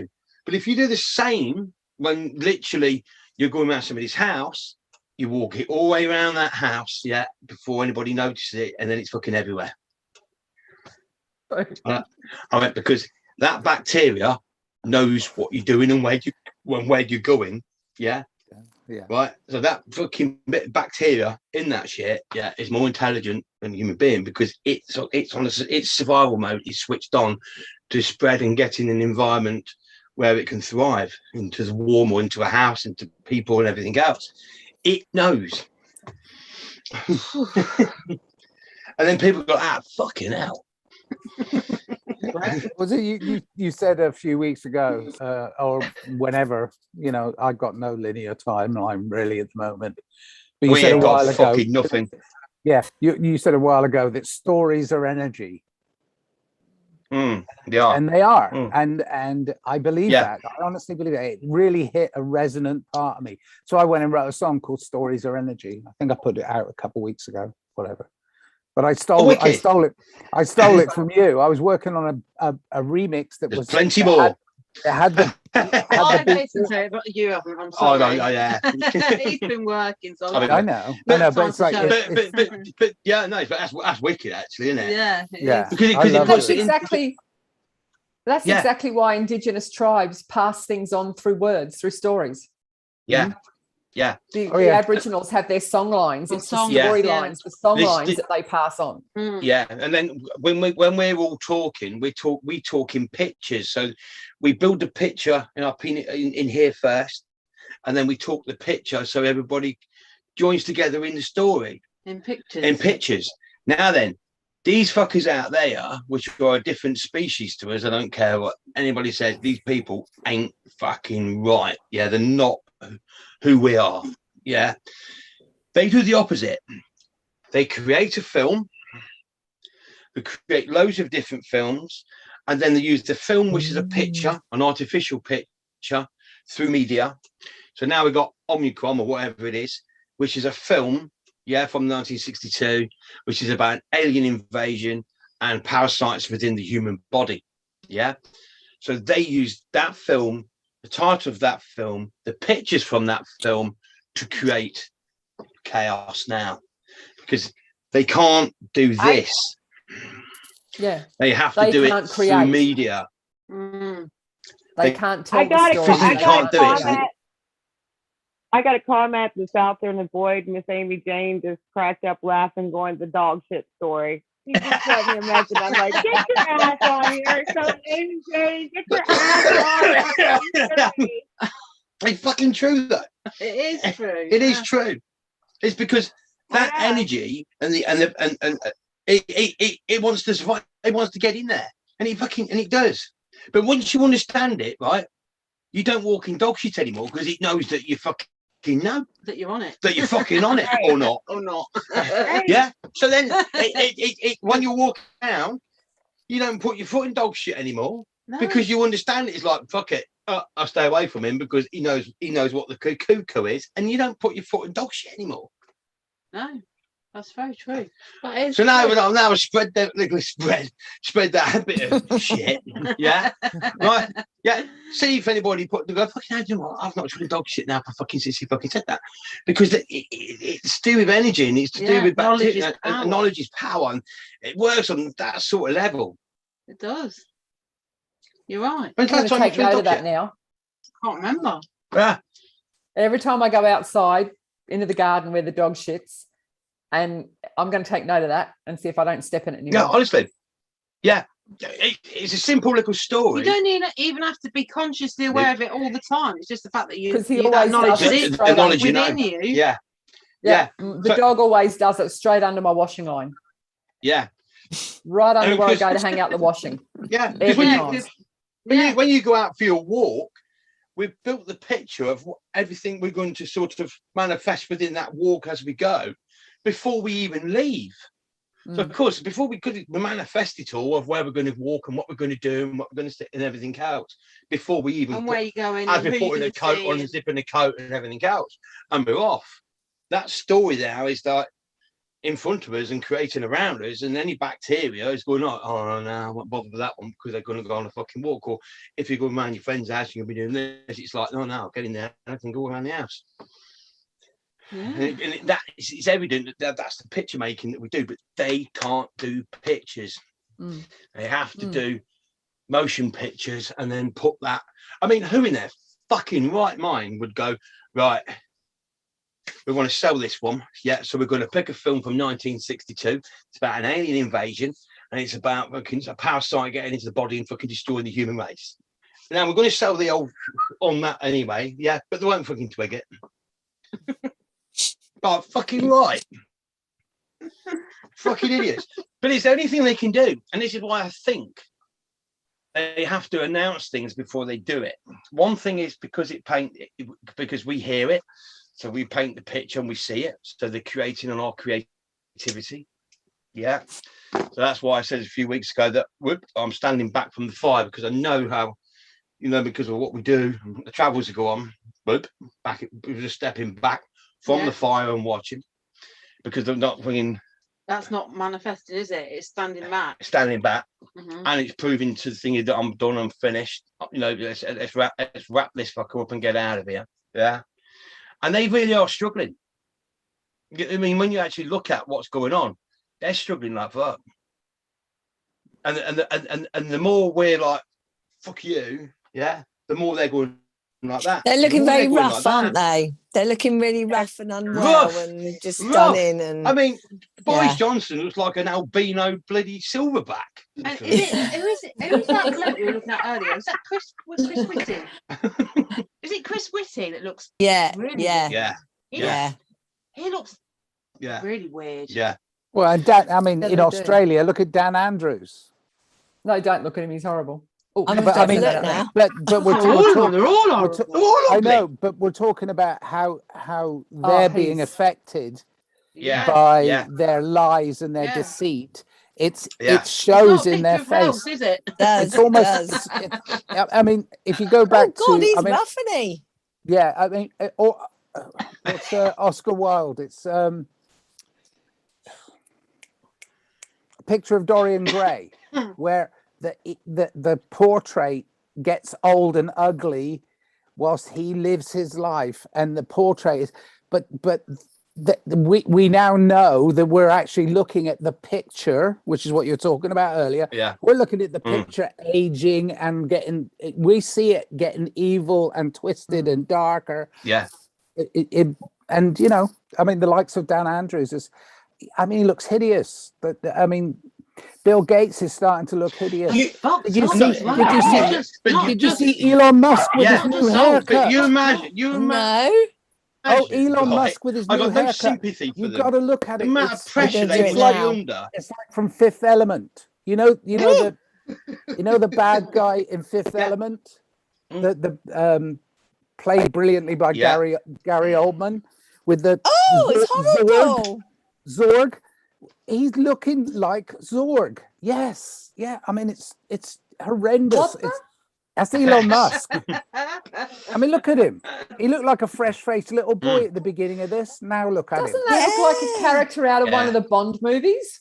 It's a character out of Fifth Element, which is a great movie. Great movie. Yeah, I've seen Fifth Element, but doesn't he look, or is it Zorg? It's Zorg. It's Gary Oldman as Zorg, Terrible. the evil one who started bleeding from his eyes, you know, because he was the evil controller, but he got taken out of the picture. He did look like this, apparently. Look, he's had a hair transplant. Can you see? And the purple shirt, that's him as well. Oh dear. Ooh. What cracks me up? Apparently Boris Johnson had a brain transplant and the brain rejected him. Yes. Yeah. He even took anti-rejection tablets, and even they didn't work. The thing that cracks me up. Last one, that's why it's looking pretty bad. Yourself by the toe. So it's not still looking so well. Not. It is though, isn't it? The thing that cracks me up is when the chief medical officers or chief health officers of every country who look like death, not even warmed up, are telling us health advice. Yeah, I know. They all look like corpses. Zombies. And they're giving us health advice. Freshly dug up. Well, the thing is, as well, we spoke someone I about knew this told on me a, off on a for sharing that post and said, how could you be so cruel about all these people? And I was like, I only shared the post that you basically said, look at these people and they're in charge of our health. Yeah, none of them look like they would know what health was, even if it was managed in the package.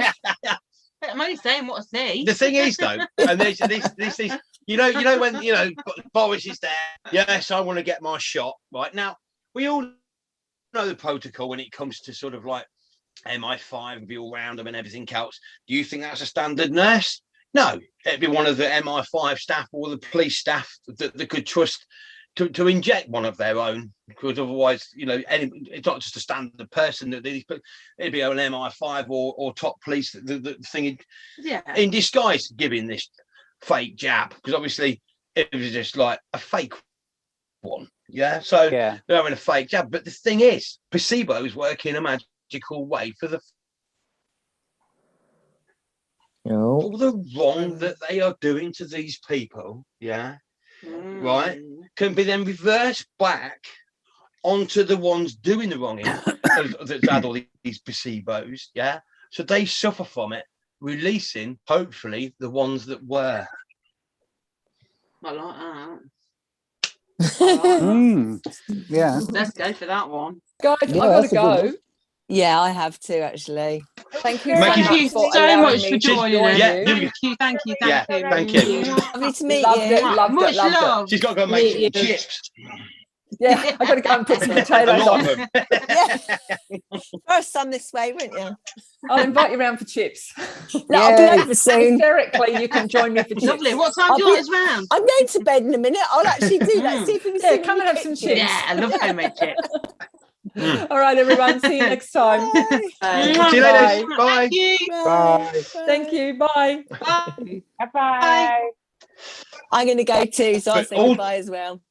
Okay. All right. I love. See you Bye, later. Tasha. Lots of Bye, love. Tasha. Bye. Bye. See you. See you, Tash. Bye. Bye. Terry, you're on. Oh, now we're bigger.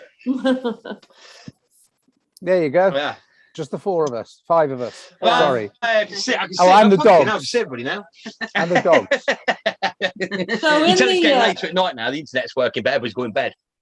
in the dome theory, does it talk about the moon? Because I know when I was a kid, the moon was never up when the sun was up, and now the moon will be up on the east, and it's up like yesterday afternoon. Yeah.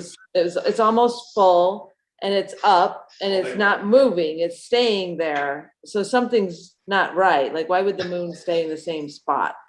Like, isn't it supposed to be on the other side of the world if it's on the But if the world it depends. Yeah. And how can you have the moon out I mean, if and you the sun out?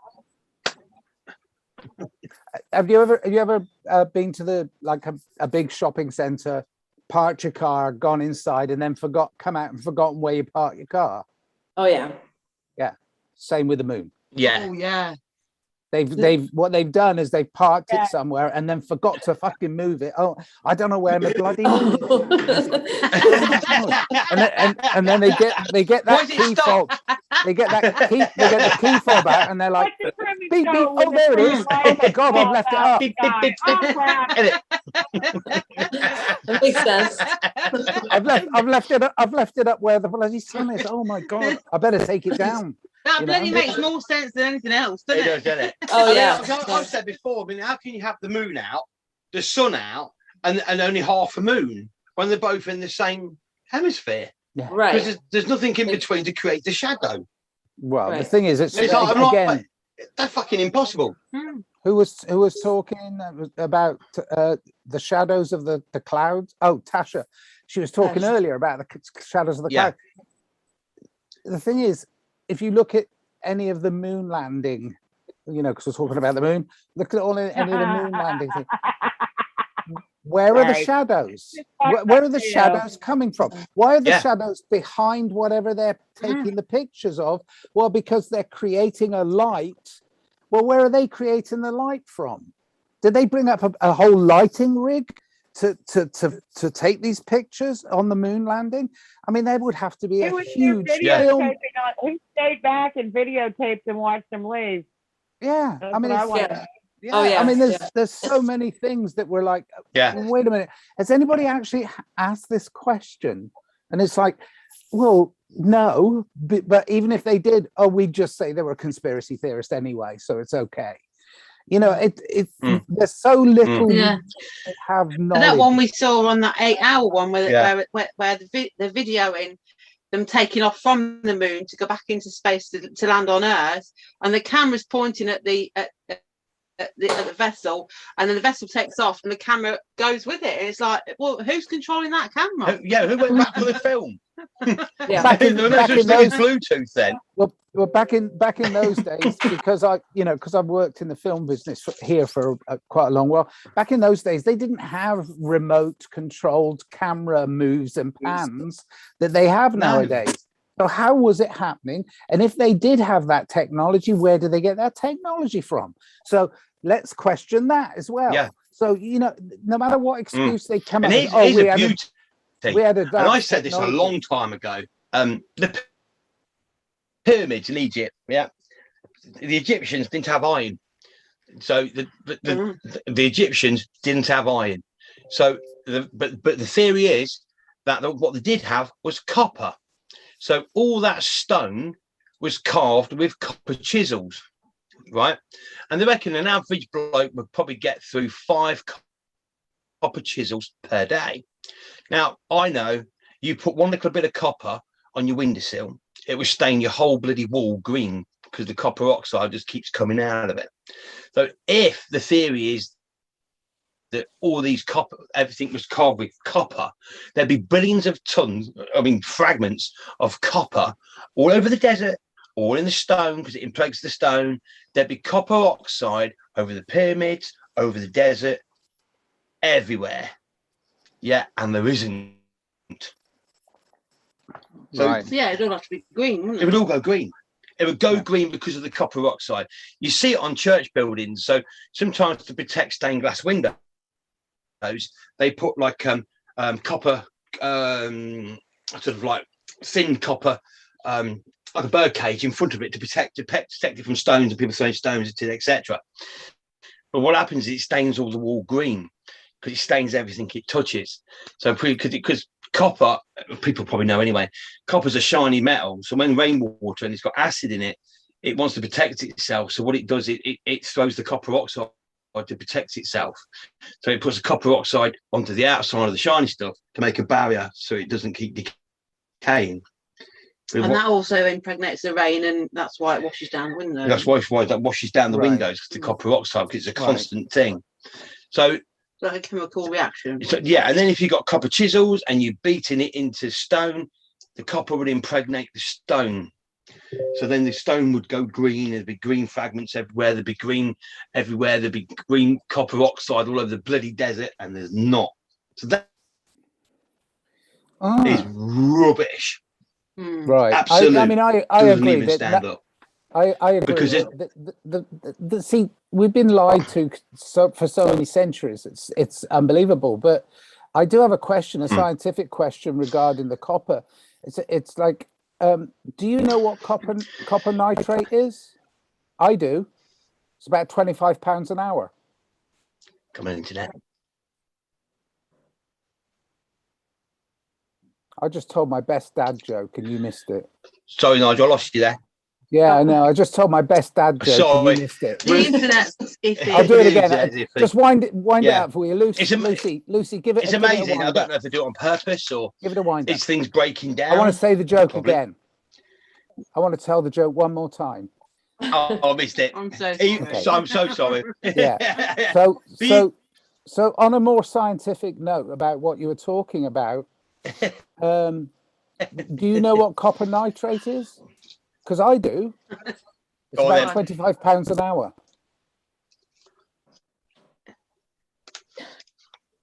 I don't know. It's about £25 an hour. Can you explain it for me? Copper is a policeman in England. Oh, okay. You know what copper nitrate is? About £25 an hour. Oh, I'm having a blood. I'm having a blood moment as well. I hate it when I gotta explain my joke. Yeah. Actually, that's a joke. No, right. I got you now. Okay, it's like the old joke of what's a Grecian earth? And it's like about £2 an hour, I think. I'll double check. What's going on? They disappeared. They might be having internet problems, maybe. Yeah. I don't know. You know, back on the moon though, like, did you guys ever, like, my husband and I were talking about this where, so they say that, so like when he was a little kid, the day that they landed on the moon, they took him all into the gymnasium so they could watch it live, you know, and he's watching it and he's just probably like, whatever, 6 years old or something. And he sees this big, the vehicle that they drove on the moon. He's like, how'd they get that up in the craft? And the astronauts and all that other stuff. Like, where did that come from? It really does all make you have to wonder, where did the light come from? I know, right? I had the same kind of questions when I was a kid. Like, this don't make no sense. Really?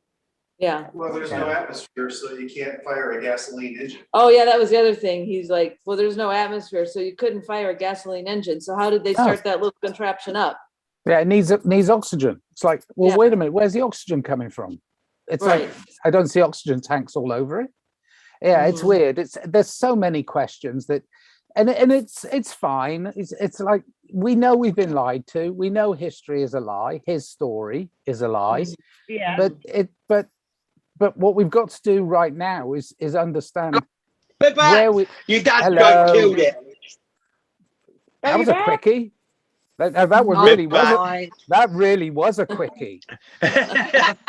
Your dad joke killed the internet. Yeah, it did. Yeah, sorry. With that wham bam bam when I'm done. God. That was super quick. I mean,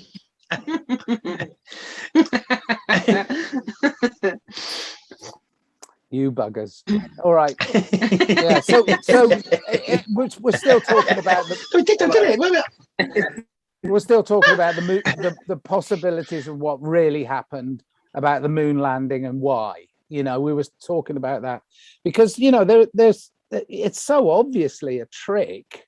It's obviously what we were told then. We were naive enough to believe. What we are now is looking back at it, going, wait a minute, that there's no way that we. And then when push came to shove, NASA and JPL were asked, why are we not going back to the moon now? And they said, JP Morgan, we lost the plans of how to make the spacecraft and how to do the land. You lost the plans. The most historically significant thing you supposedly ever did, and you've lost the plans on how to build the craft to get there. Yeah, right.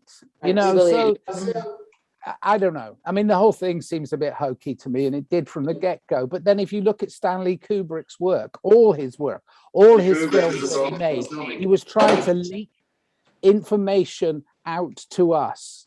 And much of it was to do with the fact that he took money to stage. This is a rumor here in Hollywood. Ooh, hello, Hollywood.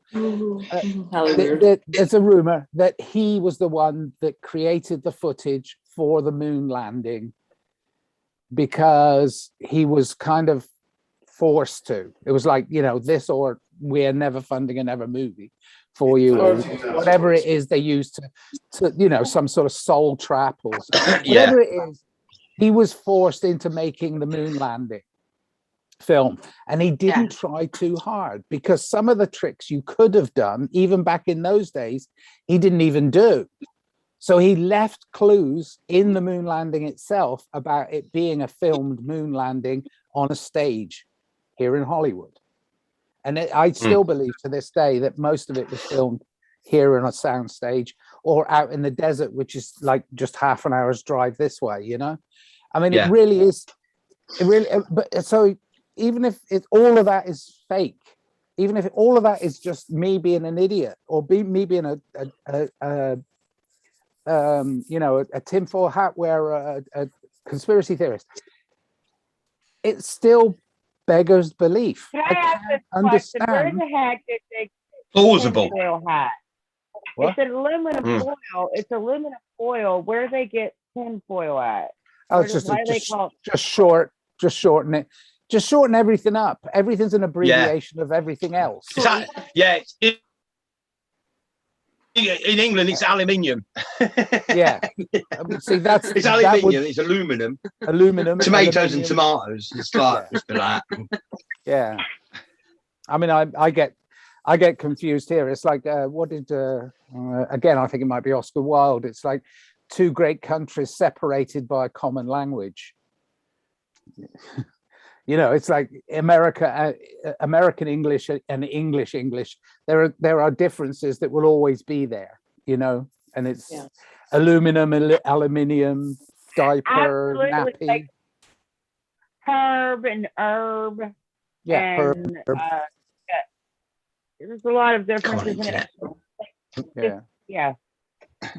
Well, we can't freely communicate. One thing they did say, which fucking delay. It's okay. Go ahead. No, we'll do that on the internet. One thing they did say within what they're then programs, which makes complete and utter sense. Apparently, per square mile, curvature is 8 inches. So it will tip both. If it's a sphere, it's 8 inches either way per square mile. Yeah. So on the Amazon River, because the Amazon River all flows into the sea, in theory, a lot of the big long rivers would run backwards because it'd be going over the top of the other side. And I was like, that is a fucking very good fucking point. If that sphere is 8 inches per square mile, over 3,000 miles of the Amazon River, half of it would run the opposite way. With the curvature. With the curvature. I get it, and there's a it's funny, you can follow that theory through in California, because there's a place called the Sultan Sea, which is not a sea, it's a lake, and it's a lake that's inland in the desert, and for some reason they tried to stock it. It wasn't a reservoir, but they tried to stock it and make it into a resort way back in Hollywood's heyday. But all the fish kept dying, and they didn't know why the fish kept dying. And it's because underneath the lake itself, there is a tunnel or a system of tunnels that takes it out to sea. But when the sea comes in, it makes the lake into salt water. So no freshwater fish could live there, and no seawater fish could get there. I filmed a commercial out there where I was the art director, and one of the first jobs we had to do was scoop up all the dead fish around it, so as it looked like it was a lake, you know, a nice clean lake. Right. But again, with the rivers going over the hump, let's say, some of the basins around, and that's why they call it a basin around, that's why they have the mangrove swamps in certain places, is because they're probably the mangroves are probably the alligators, a few animals as well, and fish can live in fresh water and seawater a little bit, because it doesn't affect their gills, it doesn't affect their breathing and the oxygenation of the like sea trout. A bull shark they can actually, some sharks have been found in freshwater as well. Like they found bull sharks in rivers and lakes and stuff like that too. I don't understand why. What's that? I think no matter what, animals have an salmon do the same. They convert sea trout. Because if you think about it, polar bears live up there in the cold, and yet I've seen them in the zoo in Arizona. You know, and it's not tropical weather, so you know the animals, they can adapt. You know, they of course they can. Ice caps are melting. They're not melting, and them polar bears are laying on them because that's what they do. And we know animals can adapt and evolve and be different. You know, be interspecial. You know, the species don't remain static. I mean, for the longest time, really quickly as well. Yeah, I mean, for a long time when I was a kid, I really believed what my dad told me, that a zebra was just a horse with pajamas on. I've seen Azores. I've actually seen Azores where they cross the zebra animal. Yeah, it's actually not too far from my house. A crossbreed. But on about perception, I mean, a while ago, we was we're sitting sort of like right on the edge of the sea, weren't we, where we live? And it was when the cruise ships were here, and I think there's a Queen Mary or whatever, Queen Elizabeth. Well, anyway, one of them. And anyway, it was going for a bit of a cruise in front of us, just to keep the engines going. And when it sat there, it looked like it was on the horizon. But then a big battleship, must have been probably another 10 mile out, went behind it. You realise it wasn't the horizon. And I was like, that just a fucking prove a point. Yeah. Wasn't it? Yeah. There's a big ship and it was out there and it was sitting right on the horizon. And then a big battleship went on the other side of it, probably 10 mile on the other side of it, went behind it, and it pushed the horizon. So out to that level. Yeah. So basically there was you couldn't see any sea after the cruise ship at all. It was right on the horizon. But when that battleship went behind it, you could see the sea in between and the perception of it on the new horizon. Yeah, I mean, again, perception and perspective. You know, we've controlled, isn't it? It's like, you know, like the big, like, oh, you know, they want to bring you into the AI and they want to do this and they want to do this. It's already fucking happened. Oh yeah, and it happens with a hive mind. With a hive mind. Yeah, I mean, it's already happened. It's not a case that they're going to do it. It's already fucking happened. It's done. It's finished. You know, and because it's sphere or dome or whatever, and that frequency within it, it's like radio waves. Mercury is really good for making antennas. Within one of them shows, it shows you how to make your own aerial with mercury. Only a little bit of mercury, and they plug a TV in the countryside and it works because it's an aerial. So this is probably why they've been putting a lot of mercury in people's. For you Americans, when he says aerial, it means antenna. Same thing. Ah, right. Well done. Thank you, translator. Translator. Thank God you're here. But it's probably why they've been putting mercury in a lot of the injections, so they can. Terry, you are it. Terry is the oracle. My husband, he knows all these things because, you know, and I talk to him about it. Like he's an electrician by trade. Pretty much he's a jack of all trades. He can do anything. He actually by trade he's a pipe fitter, which is crazy because he went to school for the but he can do all this stuff. But I understand the whole concept about a TV and an antenna, and I knew what you were saying about the mercury. But it was I have a maybe that's why they've been doing this. Yeah, I have a friend who's I have a friend here who's a pipe fitter too. He sells crack. Try this. Is that because his trousers are always down like mine? Plumber's Bob. Sorry, sorry, I got to make jokes. Right. We're living through such absurd times. The absurdity. We look normal. That's what we said the other week, wasn't it? Yeah. Our stories and our journeys we go on actually sound normal compared to what's really going on out there, because it's fucking bonkers. It is absurd out here. But good news. People are seeing the light. People I work with are seeing it. You know, you've got to be very careful though, because he came to me with something last week and went, Daz, I've just heard something which is fucking horrifying. I won't say it because we might get back, but it's to do with a death rate of certain. Yeah, I know. And the C word. He heard the figures for one day from an ex sport forces, and he says, Daz, you don't even believe in fucking UFOs. It's fucking nothing to do with conspiracy or anything else. And he just came out and went, do you know how many, which was like 1,700, you know, whatever, in one day. How many kids? Yeah. He says, and I'm shocked. He says, I'm shocked because I've been hearing it from you and everything else. And I went, look, just got to tread careful with this, because like you could throw yourself in. Yeah, we're all sort of like seasoned or hardened to it. I don't know what you want. I don't know the best way in it. I don't know about hardened. We're living our truth. Do you know what I mean? We're living our truth. And I was saying, just tread very carefully with it. Yeah.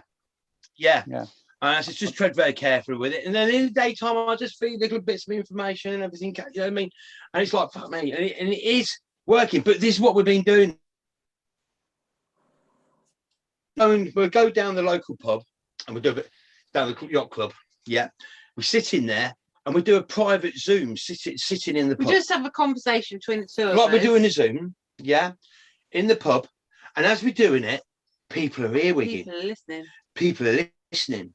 And because they're being naughty listening. Because they're being naughty earwigging. Yeah.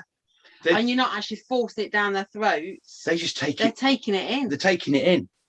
You can hear, you can feel their ears straining to hear more. Because you're not singling them out, but we're just doing this on purpose.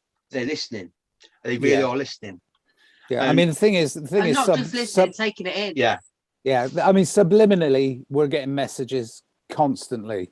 Subliminally. I mean, this is why they used it in television with visuals, subliminal visuals in commercials, and they still do it, you know, subliminally. You're taking in a lot of things that it's like, oh, I didn't know that about that. And then you realize several years later, it's like, it wasn't that at all. It was something else. And they're calling this new theory the Mandela effect. You know, where you can look back at something in history where it seems to be what you remember it to be was real, very, very real to you. And yet they're saying, no, it was never that. It was something else. And you're like, okay. So what they're doing is they're training the mind for a mind wipe. You know, if they're going to reset things, that means they have to reset history. And if they're going to reset history, they got to mind wipe a bunch of people. So we've got to the point now where they're even showing us that they're mind wiping us, and they call it Mandela effect, but it's mind wipes. What they're doing is they're saying, not just you won't remember, what you do remember will be different from what it really was. And it's like, okay, well, luckily, and I mean, when you said, you know, this guy you work with, you know, came out and said something that was in line with the general idea of what we're doing, because they just stepped into the arena, they're going to be absolutely unable to deal with the whole picture being suddenly presented to them. So it's going to take time for them to accept. But they will, once they've had these subliminal messages that they heard from people just doing what we're doing, which is accepting who we are right here, right now. They'll just subliminally hear about, oh yeah, those guys, the Abracadabra Code guys. Yeah, yeah, they're crazy. But did you know that time and space are actually collapsed into a multi-dimensional form?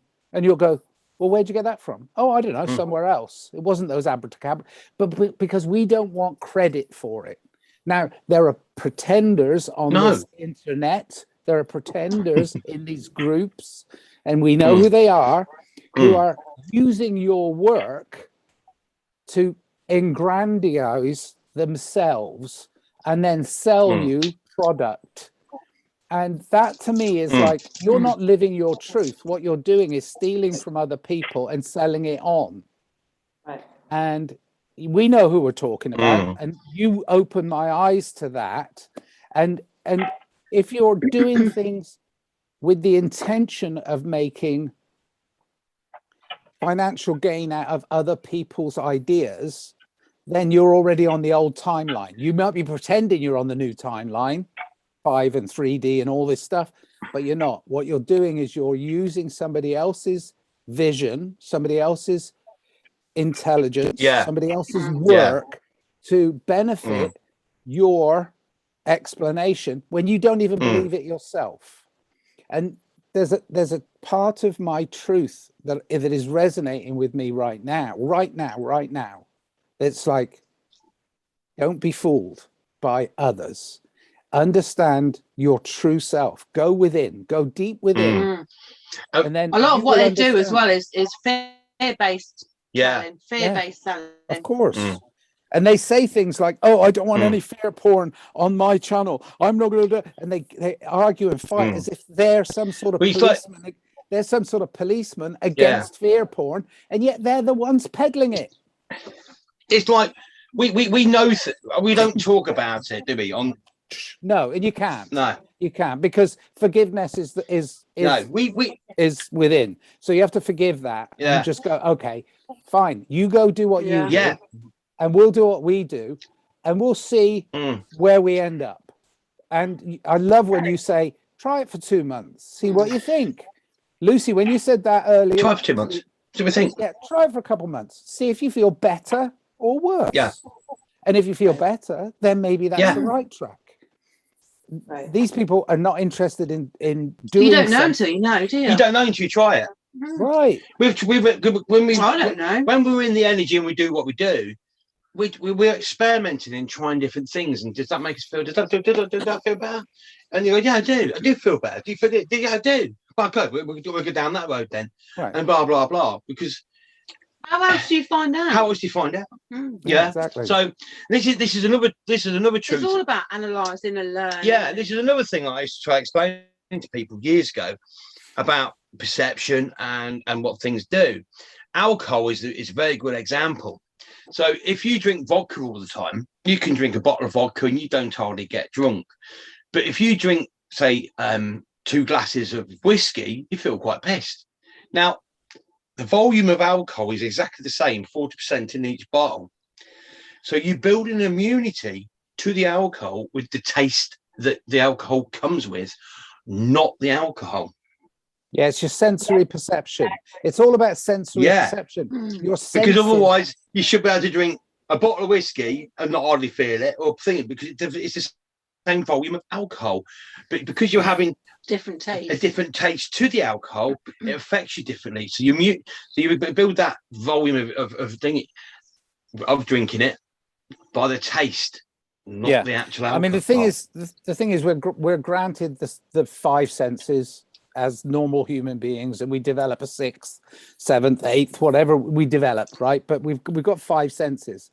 Cabaret Voltaire, a band from the 70s and 80s, who I really liked, they did a song called Censorium, and it's about knowing that it's through your senses, not through the chemical of life. I mean, it is alchemy up to a point, but it's through our senses that we define who we are. So, like you said, alcohol, the same amount of alcohol and the same volume of liquid in different flavors. Well, how can one get you drunk and the other one doesn't? Well, it's because it's nothing to do with the chemical. It's to do with our sensory perception. So our sensory perception, our true senses are much more than the five we're granted. And one of the sensory perceptions is a psychedelic experience. Now, the psychedelic experience, and I do believe, can be. I mean, again, I'll go back to Rupert Sheldrake, who's a scientist, explains it much better than I. We're in these morphic fields of resonance, so we create our own reality. And if we use five senses, it's a five-sense reality. It's not that bad. It's actually fun. But if we develop our senses beyond those senses, then we can deal with all of this absurdity that we're feeling. We're feeling this absurd world unfolding around us, and all these people that we thought were, he's okay. Oh my God, he's just done, and he's saying it's good, and he's telling everybody else it's good. And it's not that he's evil. It's just that he's working from a lower sensory perception and a lower frequency. So we've accepted, we're just normal people, right? We're just normal us. Terry, you're brilliant. Doreen, Daz, Claire, you're brilliant people because you're not trying to capitalize on your perception of this world, your frequency, your sense of being. You're not trying to capitalize on it by going, yeah, I can rook these fucking people on 3D. I can rook these people who are pretending that they're somebody that they're not. No, you can't do that because that's a gift. You have a gift that's given to you. You can't force that gift onto somebody else. That's not right. But you can lead by example. And what you do then is you do these talks, you do these things, you get overheard in the pub, you might talk to your partner might talk to somebody else. These are things that it just like grows exponentially, but you're not trying to sell it. You're just trying to allow everybody to experience the same sensory perception that enjoys life, that loves life for what it is, instead of what we're presented with, fake suns, fake things. No, enjoy the reality of your life.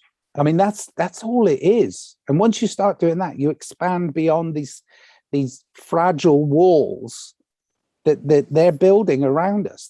They're fragile. It's like everything's a fakery. So just brush it aside and love your life. Love everybody. I mean, why not? How can it hurt to love somebody? Right. I love you, Doreen. I love you, Terry.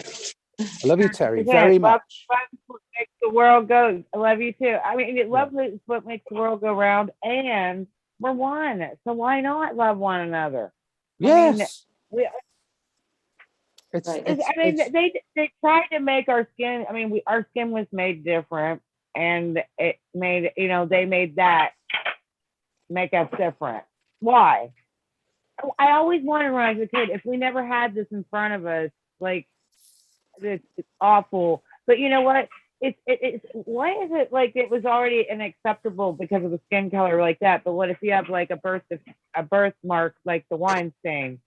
No one tried to discord that. Well, what's the difference? It's not a defect. It's what they were born with. It was who they are. Terry, I love you just as much. Terry, I love you just as much. I don't care if you're black, white, yellow, green, purple. It doesn't matter to me. Right. I love you just the way you are. And the truth is, you know, we've all been endowed in this human experience with this wonderful thing called skin. And what's amazing to me about skin is when you get too hot, it leaks out liquid. And yet you can walk out in a rainstorm and it doesn't leak in. Right. Yeah, that's true. That's so weird. I mean, to me, it's like, design this, you know, so let's let these people design this. All they can come up with is plastic, you know, that's made out of oil, which is, it's like, but just being human is enough. And understanding that the pigmentation is nothing to do with being human. It's how we interact. It's our action that makes us human.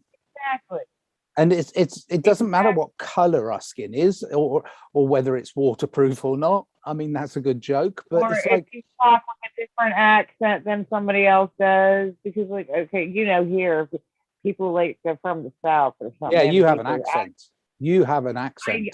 I lived in West. I don't. I mean, of course, I don't have an accent. I you love do. all you guys' accents. Well, I was going to say, really styles that people make fun of their accent, and I don't know why. I love it. I love to hear in these different cultures and different ways of people speaking, and we're in the same country, and the same is for over in England. I mean, I've noticed that, like Liverpool, totally different accent, totally different.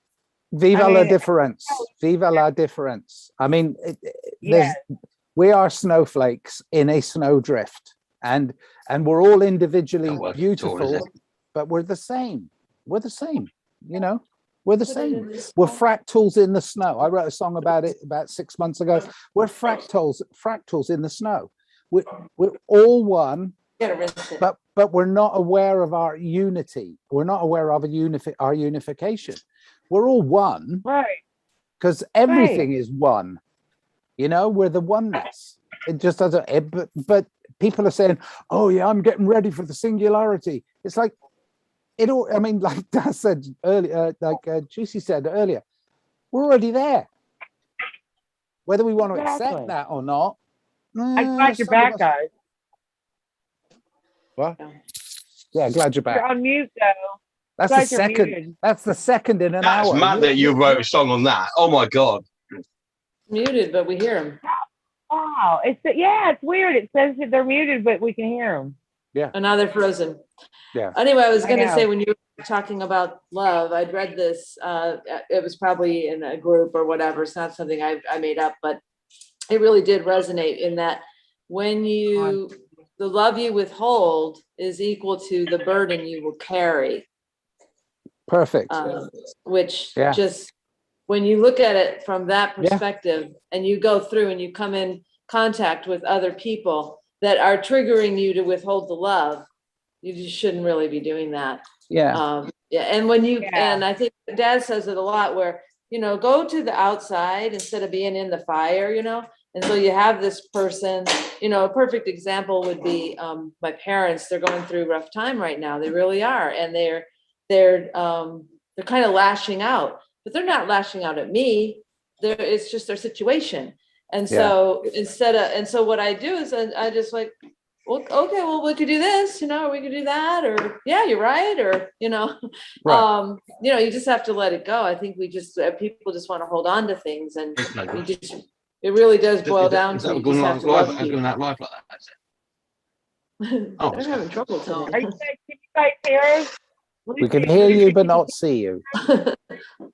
Yeah, we can't see you, but we can hear you. Yeah. And just now we could see you, but not hear you. So something's going. Weird.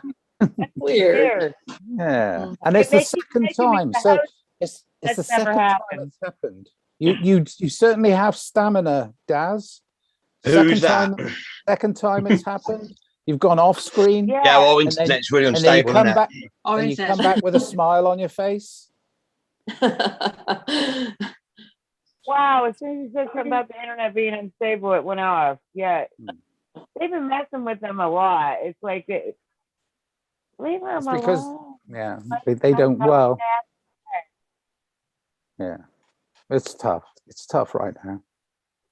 It's tough because it may actually be taken down in order for us to progress. If we're not hurting anybody for what we have to say, which we're obviously not hurting anybody, then why not leave us alone and let us talk to others and let them. Well, we're live on somebody else's platform. We're live on somebody else's platform. If we weren't live, I think it would be all right. But because we're live on YouTube, they can't censor live. They're not quick enough. Right. So what they do is they glitch it, and glitching it is much easier than going.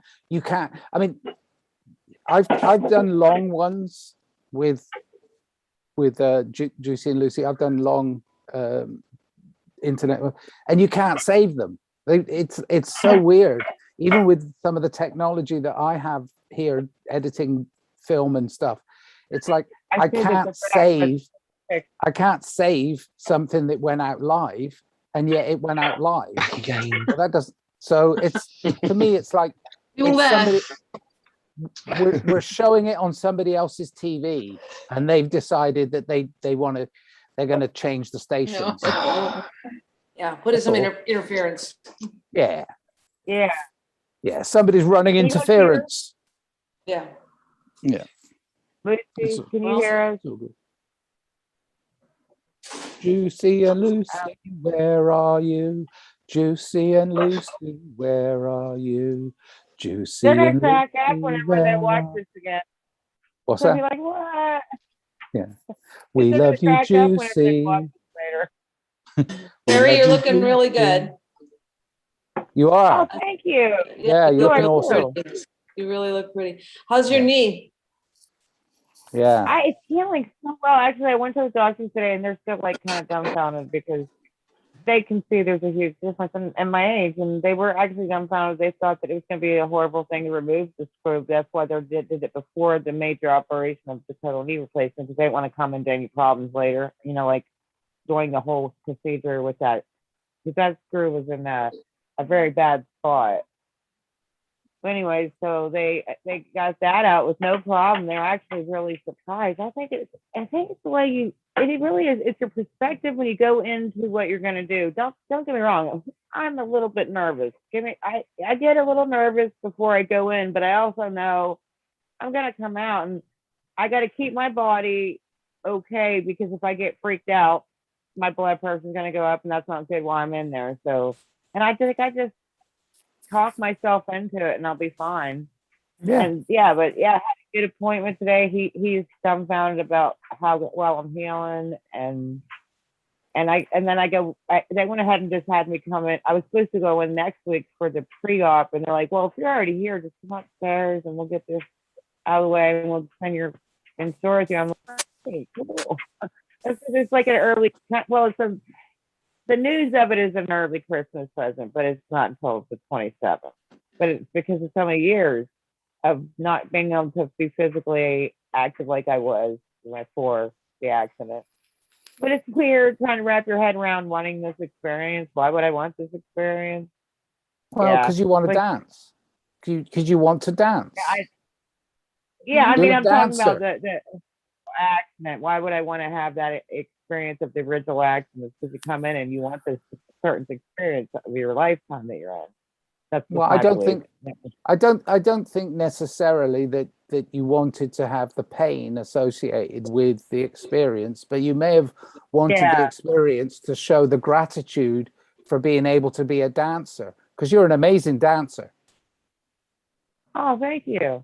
I was just thinking, I thought, so that I can understand what other people go through. Like when you lose something. Yeah. Yeah. I mean, it may be that, but I mean, I feel that one of the senses that is underdeveloped in a lot of people is the sense of empathy, the true sense of empathy, when you can feel it. Mm-hmm. I can't hear you. I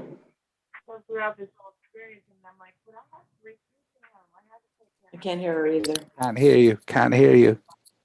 Can't hear you. Can't hear you.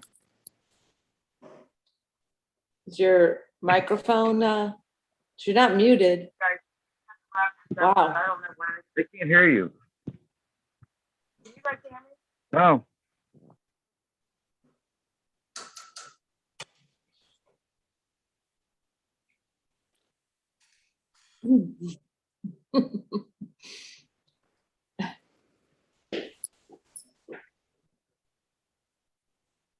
She's signing out.